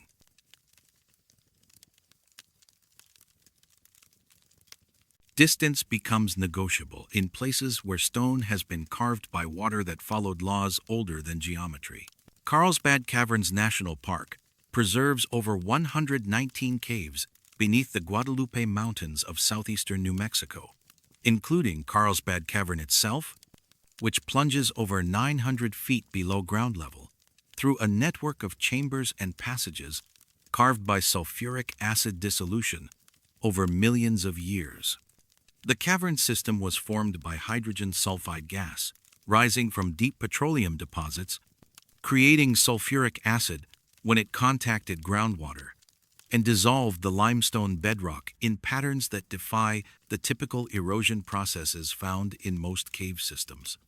This unique formation process created chambers of extraordinary size and geometric complexity that have challenged surveyors since systematic exploration began in the 1920s. The Big Room, the cavern's largest chamber, covers 8.2 acres and reaches heights of 255 feet in some areas, making it one of the largest underground spaces in North America. Early surveys conducted by National Geographic Society expeditions and the National Park Service established baseline measurements that have guided visitor access and scientific research for decades. The cavern's tourism infrastructure, including elevators, walkways, and lighting systems, was designed around precise architectural surveys that mapped every major formation and spatial relationship within the accessible portions of the cave system. Modern cave surveying combines traditional techniques using measuring tapes, compasses, and clinometers with advanced technologies including laser rangefinders, three-dimensional scanning systems, and sonar depth measurement. These methods typically produce consistent results that allow accurate mapping of underground spaces for scientific study and visitor safety. The precision of contemporary surveying equipment has enabled detailed analysis of cave formation processes and geological changes that occur over time, scales previously impossible to document. The measurement discrepancy was first documented during routine resurvey work conducted in the summer of 1988 by Dr. William Peterson, a speleologist from the National Speleological Society, working under contract with the National Park Service. Peterson was leading a team tasked with updating cave maps using modern laser measurement technology when they encountered chambers that produced contradictory dimensional readings depending on the surveying method employed. The anomaly became apparent in the lower cave section, where Peterson's team was mapping previously unsurveyed side passages and determining the feasibility of expanding public access. Traditional survey methods using steel measuring tapes and optical instruments indicated that a chamber designated as LC7 measured 112 feet in length, 68 feet in width, and 34 feet in maximum height. However, sonar ranging equipment used to verify these measurements consistently showed the same chamber extending to depths of 237 feet below the survey team's position.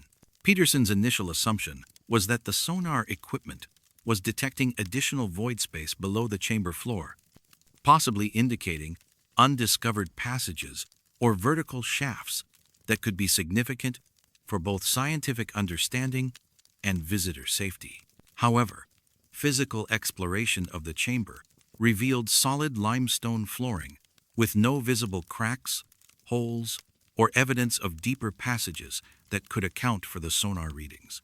The survey team attempted to reconcile the conflicting measurements by using multiple instruments and survey techniques in the same chamber.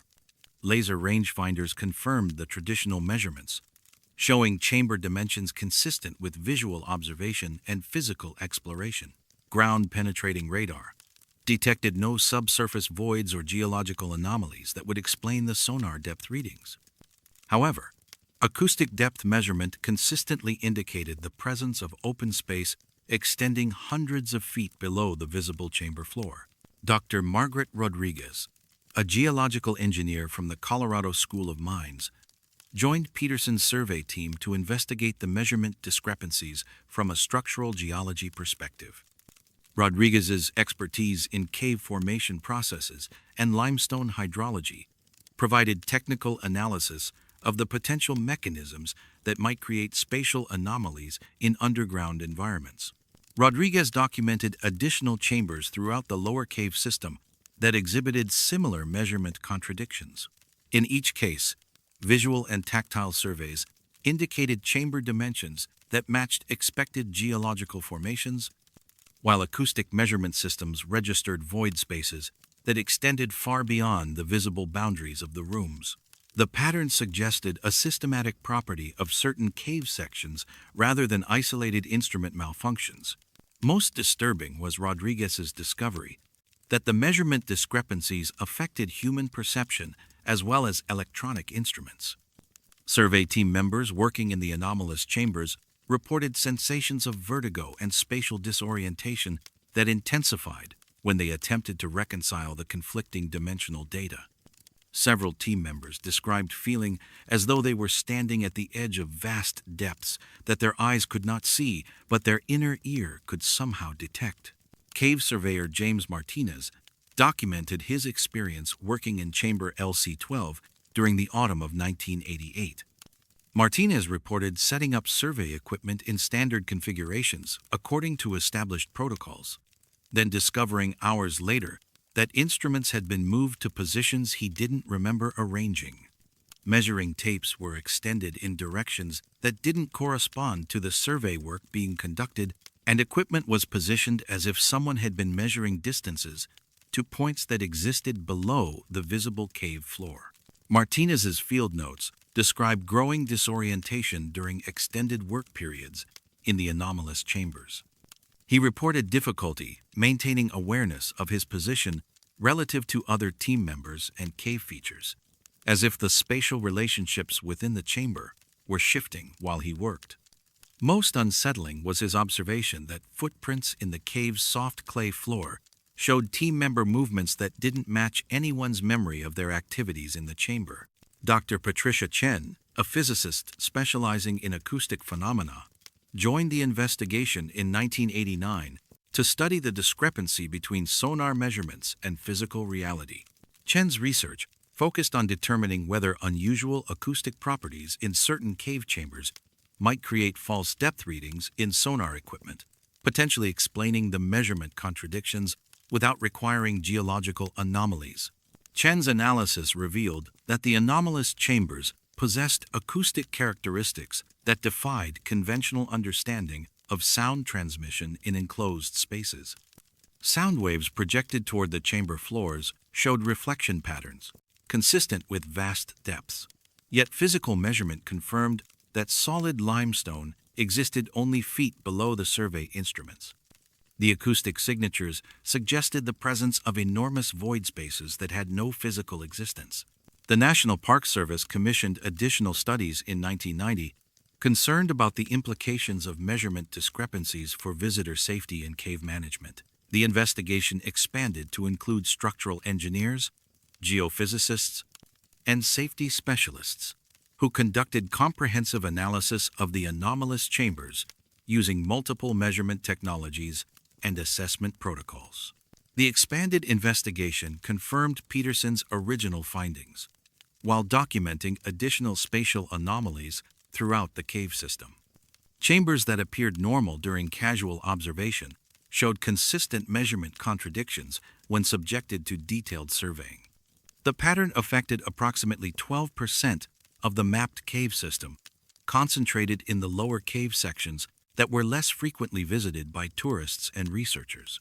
Dr. Susan Walsh, a geologist from the United States Geological Survey, led a comprehensive geological assessment of the affected chambers to determine whether unique formation processes might explain the measurement discrepancies. Walsh's team conducted core sampling, mineral analysis, and structural geology studies that revealed no unusual features in the limestone bedrock that could account for the spatial anomalies. Walsh noted that the anomalous chambers were distributed throughout different geological zones and formation periods within the cave system, indicating that the measurement discrepancies were not limited to specific rock types or formation conditions. The affected areas showed normal limestone composition and structural characteristics, providing no geological explanation for the acoustic depth readings or perceptual effects experienced by survey teams. The investigation was classified under National Park Service resource protection provisions in 1991, restricting access to detailed findings and limiting distribution of survey data that documented the measurement anomalies. Official cave maps continued to use traditional survey measurements, with sonar depth readings archived separately under restricted access protocols.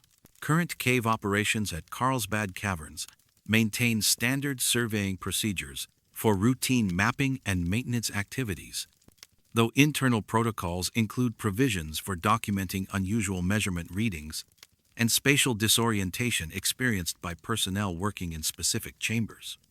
Survey teams receive briefings about potential equipment discrepancies and are instructed to rely on visual and traditional measurement methods when conflicts arise between different surveying technologies. The lower cave sections remain accessible for research and specialized tours, though guides are trained to monitor group members for signs of spatial disorientation in certain chambers. Visitor safety protocols include increased attention to group cohesion and individual awareness in areas where measurement discrepancies have been documented, without providing specific details about the nature of the spatial anomalies. Modern cave surveying equipment continues to register the measurement contradictions documented since 1988, with sonar and acoustic systems detecting depths that physical exploration cannot confirm. The chambers appear to exist simultaneously in two different spatial configurations: the physical dimensions that human senses can verify, and the expanded depths that instruments designed to measure distance through sound waves consistently detect. Survey teams working in the anomalous chambers continue to experience equipment rearrangement and spatial disorientation that suggests the cave environment operates according to geometric principles that human perception and traditional physics cannot fully comprehend. The rooms measure deeper than they are, extending into dimensions that exist only in the reflection of sound waves, and the inner ear's ancient memory of space is vast enough to hold the echo of depths that stone has learned to remember.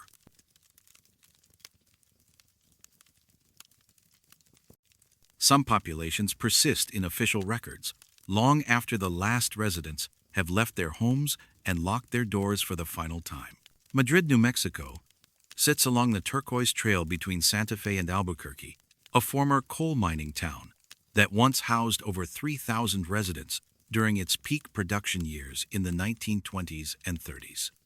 The town was built by the Albuquerque and Cerrillos Coal Company to extract coal deposits from the Ortiz Mountains, creating a company town complete with housing, stores, schools, and recreational facilities that serve the mining operation and railroad transport. When coal demand declined after World War II, the company began closing operations, and the last mine shut down permanently in 1954, ending 75 years of continuous mining activity. The town's abandonment followed the typical pattern of resource extraction communities throughout the American West. Residents relocated to find work in Albuquerque, Santa Fe, or other mining operations, leaving behind homes, businesses, and infrastructure that gradually deteriorated in the high desert climate. By 1955, Madrid was officially classified as a ghost town, with no permanent residents and no active businesses or services. The buildings remained standing but empty, occasionally visited by tourists and photographers drawn to the authentic architecture of a preserved mining community. Census Bureau procedures require systematic documentation of all residential areas within designated enumeration districts, including locations that may appear uninhabited but could contain seasonal residents, caretakers, or other populations that might be overlooked by casual observation. These protocols ensure compliance with constitutional requirements for complete population counting and help identify communities that might be missed through standard survey methods.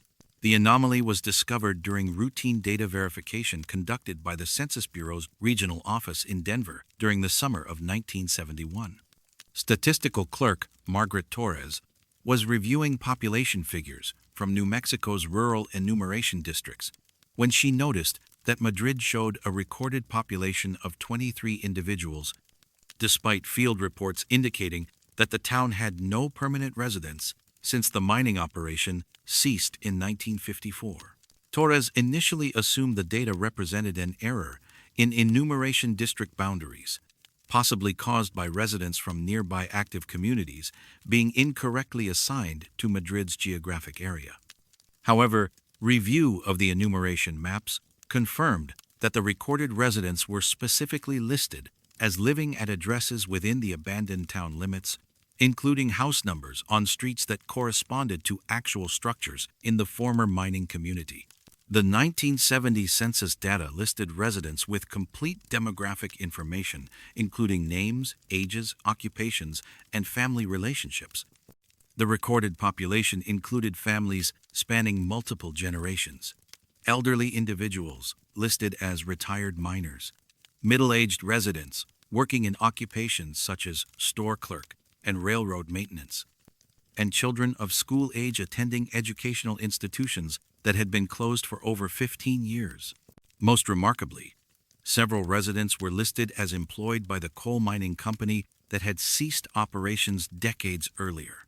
Dr. James Rodriguez, a demographer from the University of New Mexico, investigated the Madrid census data as part of his research on rural population changes in the post-war Southwest. Rodriguez's analysis focused on identifying potential sources of enumeration errors that might produce false population records in officially uninhabited communities. His investigation included field visits to Madrid and interviews with residents of nearby communities who might have knowledge of any continuing habitation in the former mining town. Rodriguez found no evidence of permanent residents in Madrid during his 1972 field survey. The town's buildings remained in various states of deterioration, with no signs of recent habitation such as maintenance activities, utility connections, or personal belongings. Local residents from Cerrillos and other nearby communities confirmed that Madrid had been uninhabited since the mining closure, though occasional visitors and artists had begun purchasing and restoring some of the abandoned buildings for seasonal use. The demographic profile of the recorded residents showed characteristics consistent with normal community population patterns, including age distributions, family structures, and employment categories that would be expected in a functional mining town. However, the occupations listed for working-age residents included jobs that could not exist in an abandoned community: coal miner, company store manager, railroad depot agent, and school teacher. among others, that required active businesses and institutions. Dr. Susan Martinez, a sociologist specializing in census methodology, joined Rodriguez's investigation to study the administrative processes that might generate false population records. Martinez's research focused on potential sources of data contamination, including transcription errors, database corruption, and procedural mistakes that could create fictitious residents in official records. Martinez discovered that the Madrid population data had been recorded by multiple enumerators, working independently during the 1970 census collection period. The information showed consistent formatting and detail levels that would be expected from proper field interviews, including handwritten notes and corrections typical of door-to-door enumeration work. Most significantly, the recorded addresses corresponded to specific houses in Madrid, with detailed descriptions of household compositions and living arrangements that suggested actual observation of occupied residences. The investigation expanded when the 1980 census showed 23 residents still listed for Madrid, but with updated information that reflected 10 years of aging and life changes. Children recorded as age 6 in 1970 were listed as 16 in 1980. Adults had aged appropriately, with some showing occupation changes consistent with career progression or retirement. 3 residents who had been listed as elderly in the first census no longer appeared in the second, while 2 new births were recorded to families that had been documented in the earlier count. Census Bureau officials in Denver commissioned a special verification study in 1981, sending senior enumerators to conduct detailed field surveys of Madrid and surrounding areas. The verification team found the town continuing in its abandoned state, with no evidence of the residents listed in official records. However, their report noted that several buildings showed signs of recent maintenance and cleaning that could not be attributed to the occasional tourists and artists known to visit the area. Field Supervisor Patricia Chen documented her team's findings during the verification survey conducted in September 1981. Chen's report described Madrid as showing contradictory evidence of habitation, with buildings that appeared uninhabited but displayed subtle indicators of ongoing human activity. Windows had been cleaned recently, walkways were free of debris accumulation, and some structures showed minor repairs that maintained their structural integrity despite the harsh, high desert environment. Chen noted that the maintenance activities were selective and inconsistent with normal property care patterns.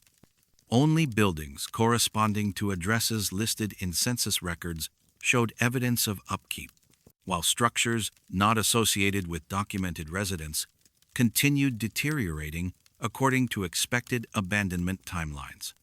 The pattern suggested that someone was maintaining specific properties while allowing others to decay naturally. The Bureau of the Census elevated the Madrid case to national attention in 1982, when quality control analysts discovered that similar population anomalies existed in other officially uninhabited communities throughout the western United States. Small populations were recorded in ghost towns, abandoned military installations, and closed industrial sites across Nevada, Utah, Colorado, and Arizona, all showing demographic patterns similar to the Madrid data. Dr. William Patterson, chief demographer for the Census Bureau's Western region, led a comprehensive investigation of the anomalous population records. Patterson's team analyzed census data from over 40 locations, showing unexpected residents in officially uninhabited areas. The investigation revealed consistent patterns: small, stable populations, realistic demographic profiles, and appropriate aging between census periods, all documented in communities with no verifiable permanent residents. The investigation concluded with a classified report submitted to Census Bureau headquarters in 1983. The report's findings were restricted under privacy protection provisions, though released portions acknowledged systematic enumeration anomalies requiring continued monitoring and specialized collection protocols. Subsequent census operations included modified procedures for surveying areas with historical population discrepancies. The 1990 census continued to record 23 residents in Madrid, maintaining the demographic consistency established in previous counts. By this time, the town had begun attracting artists and craftspeople who purchased and restored some buildings for seasonal or permanent use, creating the first legitimate population since the mining closure. However, the names and demographic profiles recorded in census data did not match any of the new residents or property owners documented through local real estate and business records. Current census operations include special provisions for enumeration districts containing historically anomalous population data. Field supervisors receive training to recognize and document unusual enumeration circumstances, while data verification processes include additional review steps for communities showing demographic inconsistencies. The procedures ensure that legitimate populations are accurately counted while maintaining protocols for addressing statistical anomalies that cannot be explained through standard collection methods. Madrid has evolved into a thriving artist community and tourist destination, with dozens of galleries, studios, and shops operating in restored mining-era buildings. The town's renaissance has created a documented population that appears in official records alongside the persistent 23 residents who have been aging and changing occupations in census data for over 50 years. The two populations exist simultaneously in government databases: the visible community of artists and business owners, and the original 23 who continue to count themselves in a town they never left, maintaining households in houses that show no signs of habitation except for the careful maintenance that keeps their addresses accurate for census enumerators who somehow continue to find them every 10 years.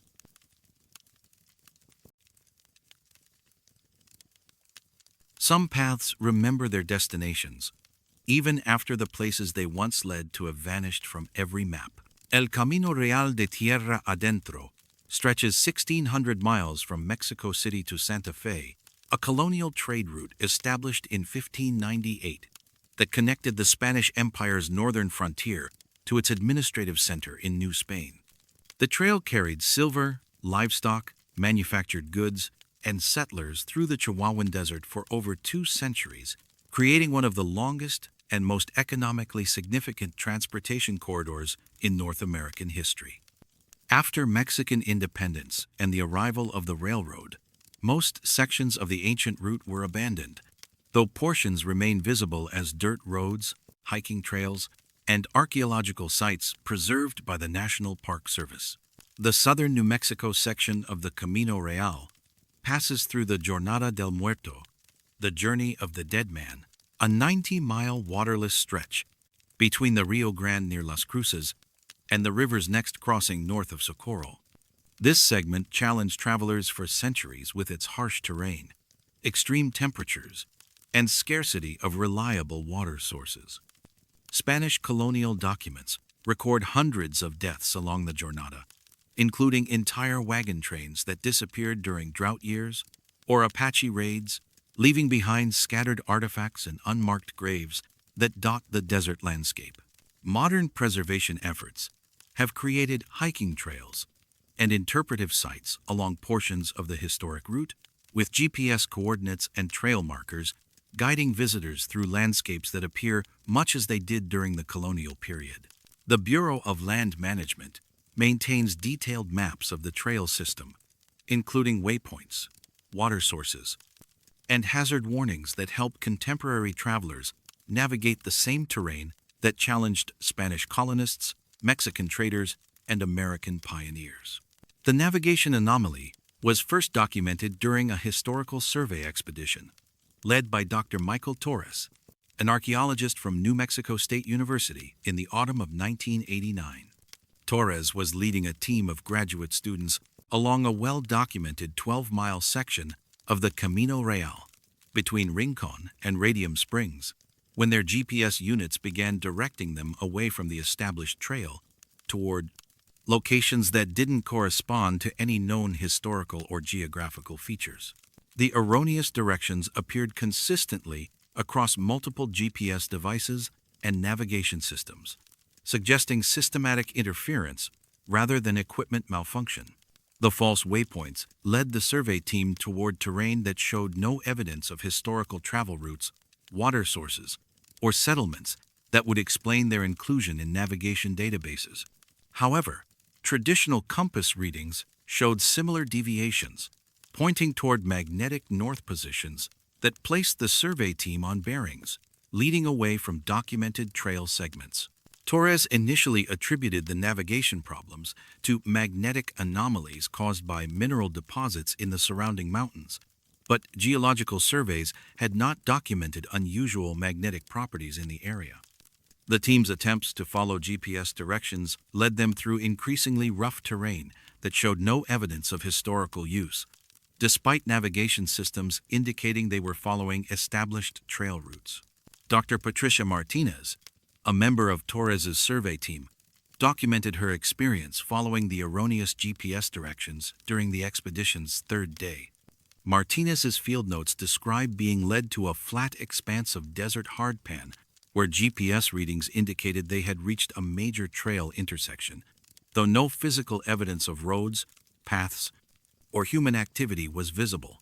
However, careful examination of the ground surface revealed faint impressions that resembled wagon wheel ruts, pressed into stone that had somehow retained the marks of heavy-wheeled vehicles. The stone ruts appeared authentic, showing wear patterns consistent with 19th-century wagon wheels and draft animal hooves. But they led in directions that didn't correspond to any documented historical routes. Martinez photographed the impressions using standard archaeological documentation procedures, though the images showed only natural rock formations with no clear evidence of the wheel marks that were visible to field observers. Dr. James Rodriguez, a historian specializing in southwestern trade routes, joined the investigation to provide historical context for the navigation anomalies and potential explanations for undocumented trail segments. Rodriguez's research focused on Spanish colonial records, Mexican territorial documents, and early American territorial surveys that might contain references to alternative routes or lost sections of the Camino Real. Rodriguez discovered that some historical documents referenced trail variations and alternate routes that were used during specific periods or seasonal conditions, but none corresponded to the locations indicated by the malfunctioning navigation equipment. The false GPS coordinates led to areas that colonial records described as impassable due to terrain, lack of water, or hostile indigenous activity. However, several documents mentioned expeditions that had disappeared while attempting to use unauthorized trail variations. Most significantly, Rodriguez found references to wooden trail markers that had been placed by unauthorized expeditions attempting to establish alternative routes to avoid tolls, military checkpoints, or dangerous sections of the main trail. These markers carried dates and distances that didn't match official colonial surveying records, suggesting that some travelers had been following routes that existed only in local knowledge or had been created by groups whose activities were not recorded in official documents. Local ranchers and longtime residents of the area provided additional accounts of navigation equipment malfunctioning along specific sections of the historic trail. Maria Gonzalez, whose family had ranched in the Jornada del Muerto since the 1800s, reported that her grandfather had warned against using certain landmarks for navigation because they moved around depending on what you were looking for. Gonzalez described finding wooden trail markers during ranch work that carried dates from expeditions she couldn't identify in local historical records. The markers appeared to be authentic 19th century surveying equipment, complete with carved distances and directional arrows, but they pointed toward destinations that didn't exist on any maps her family had seen. Some markers referenced locations with names that appeared in family oral histories but had never been documented in official territorial records. Ranch foreman Carlos Herrera documented similar discoveries during fence repair and cattle management activities throughout the 1980s and 90s. Herrera's reports describe finding trail markers that appeared overnight in locations where ranch hands had worked the previous day, without seeing any surveying equipment. The markers showed weathering consistent with decades of desert exposure, but their sudden appearance in familiar locations suggested they had been moved from other sites or had somehow become visible under specific conditions. The Bureau of Land Management commissioned a comprehensive study of the navigation anomalies in 1992, concerned that GPS malfunctions might pose safety hazards for hikers and researchers using the preserved trail segments. The study included electromagnetic surveys, geological analysis, and historical research designed to identify the sources of equipment interference and provide recommendations for trail management and visitor safety. BLM investigators confirmed that GPS units and magnetic compasses showed consistent directional errors along the 12-mile section of trail where anomalies had been reported. However, their analysis found no electromagnetic interference, magnetic anomalies, or equipment defects that could account for the systematic navigation failures. The false directions appeared to originate from the GPS satellite network itself, suggesting that location data was being corrupted at the source, rather than through local interference. Dr. Susan Chen, a GPS systems specialist from Sandia National Laboratories, conducted detailed analysis of satellite signals and navigation data throughout the affected area. Chen's investigation revealed that GPS satellites transmitted location coordinates that placed receivers at positions corresponding to historical sites that no longer existed or had never been officially documented.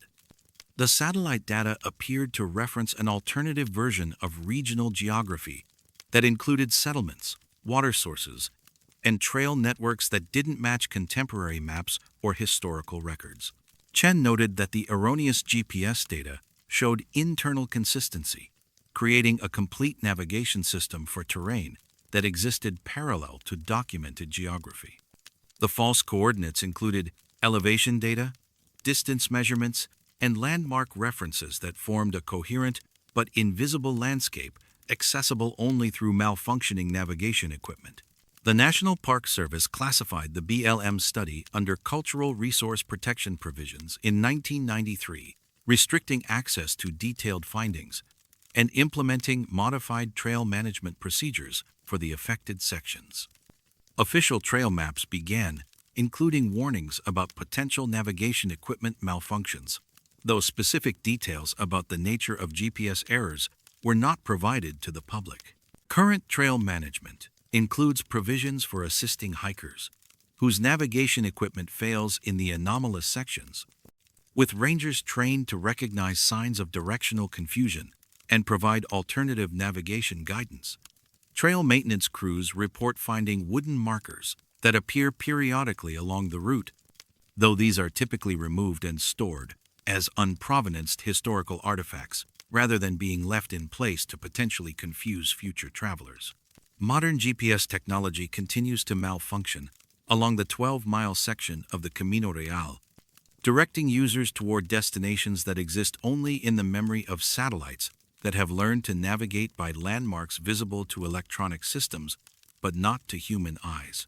The trail markers continue appearing, bearing dates from expeditions that followed routes, leading to places that maps forgot to include when cartographers drew the boundaries between what exists and what persists in the spaces between documented and invisible geography. Hikers who follow their malfunctioning GPS units sometimes find themselves walking in the wheel ruts of wagons that travel to settlements that were never built, guided by trail markers that point toward destinations that remain accessible only to those whose navigation systems have learned to read the persistence of routes that lead everywhere and nowhere simultaneously.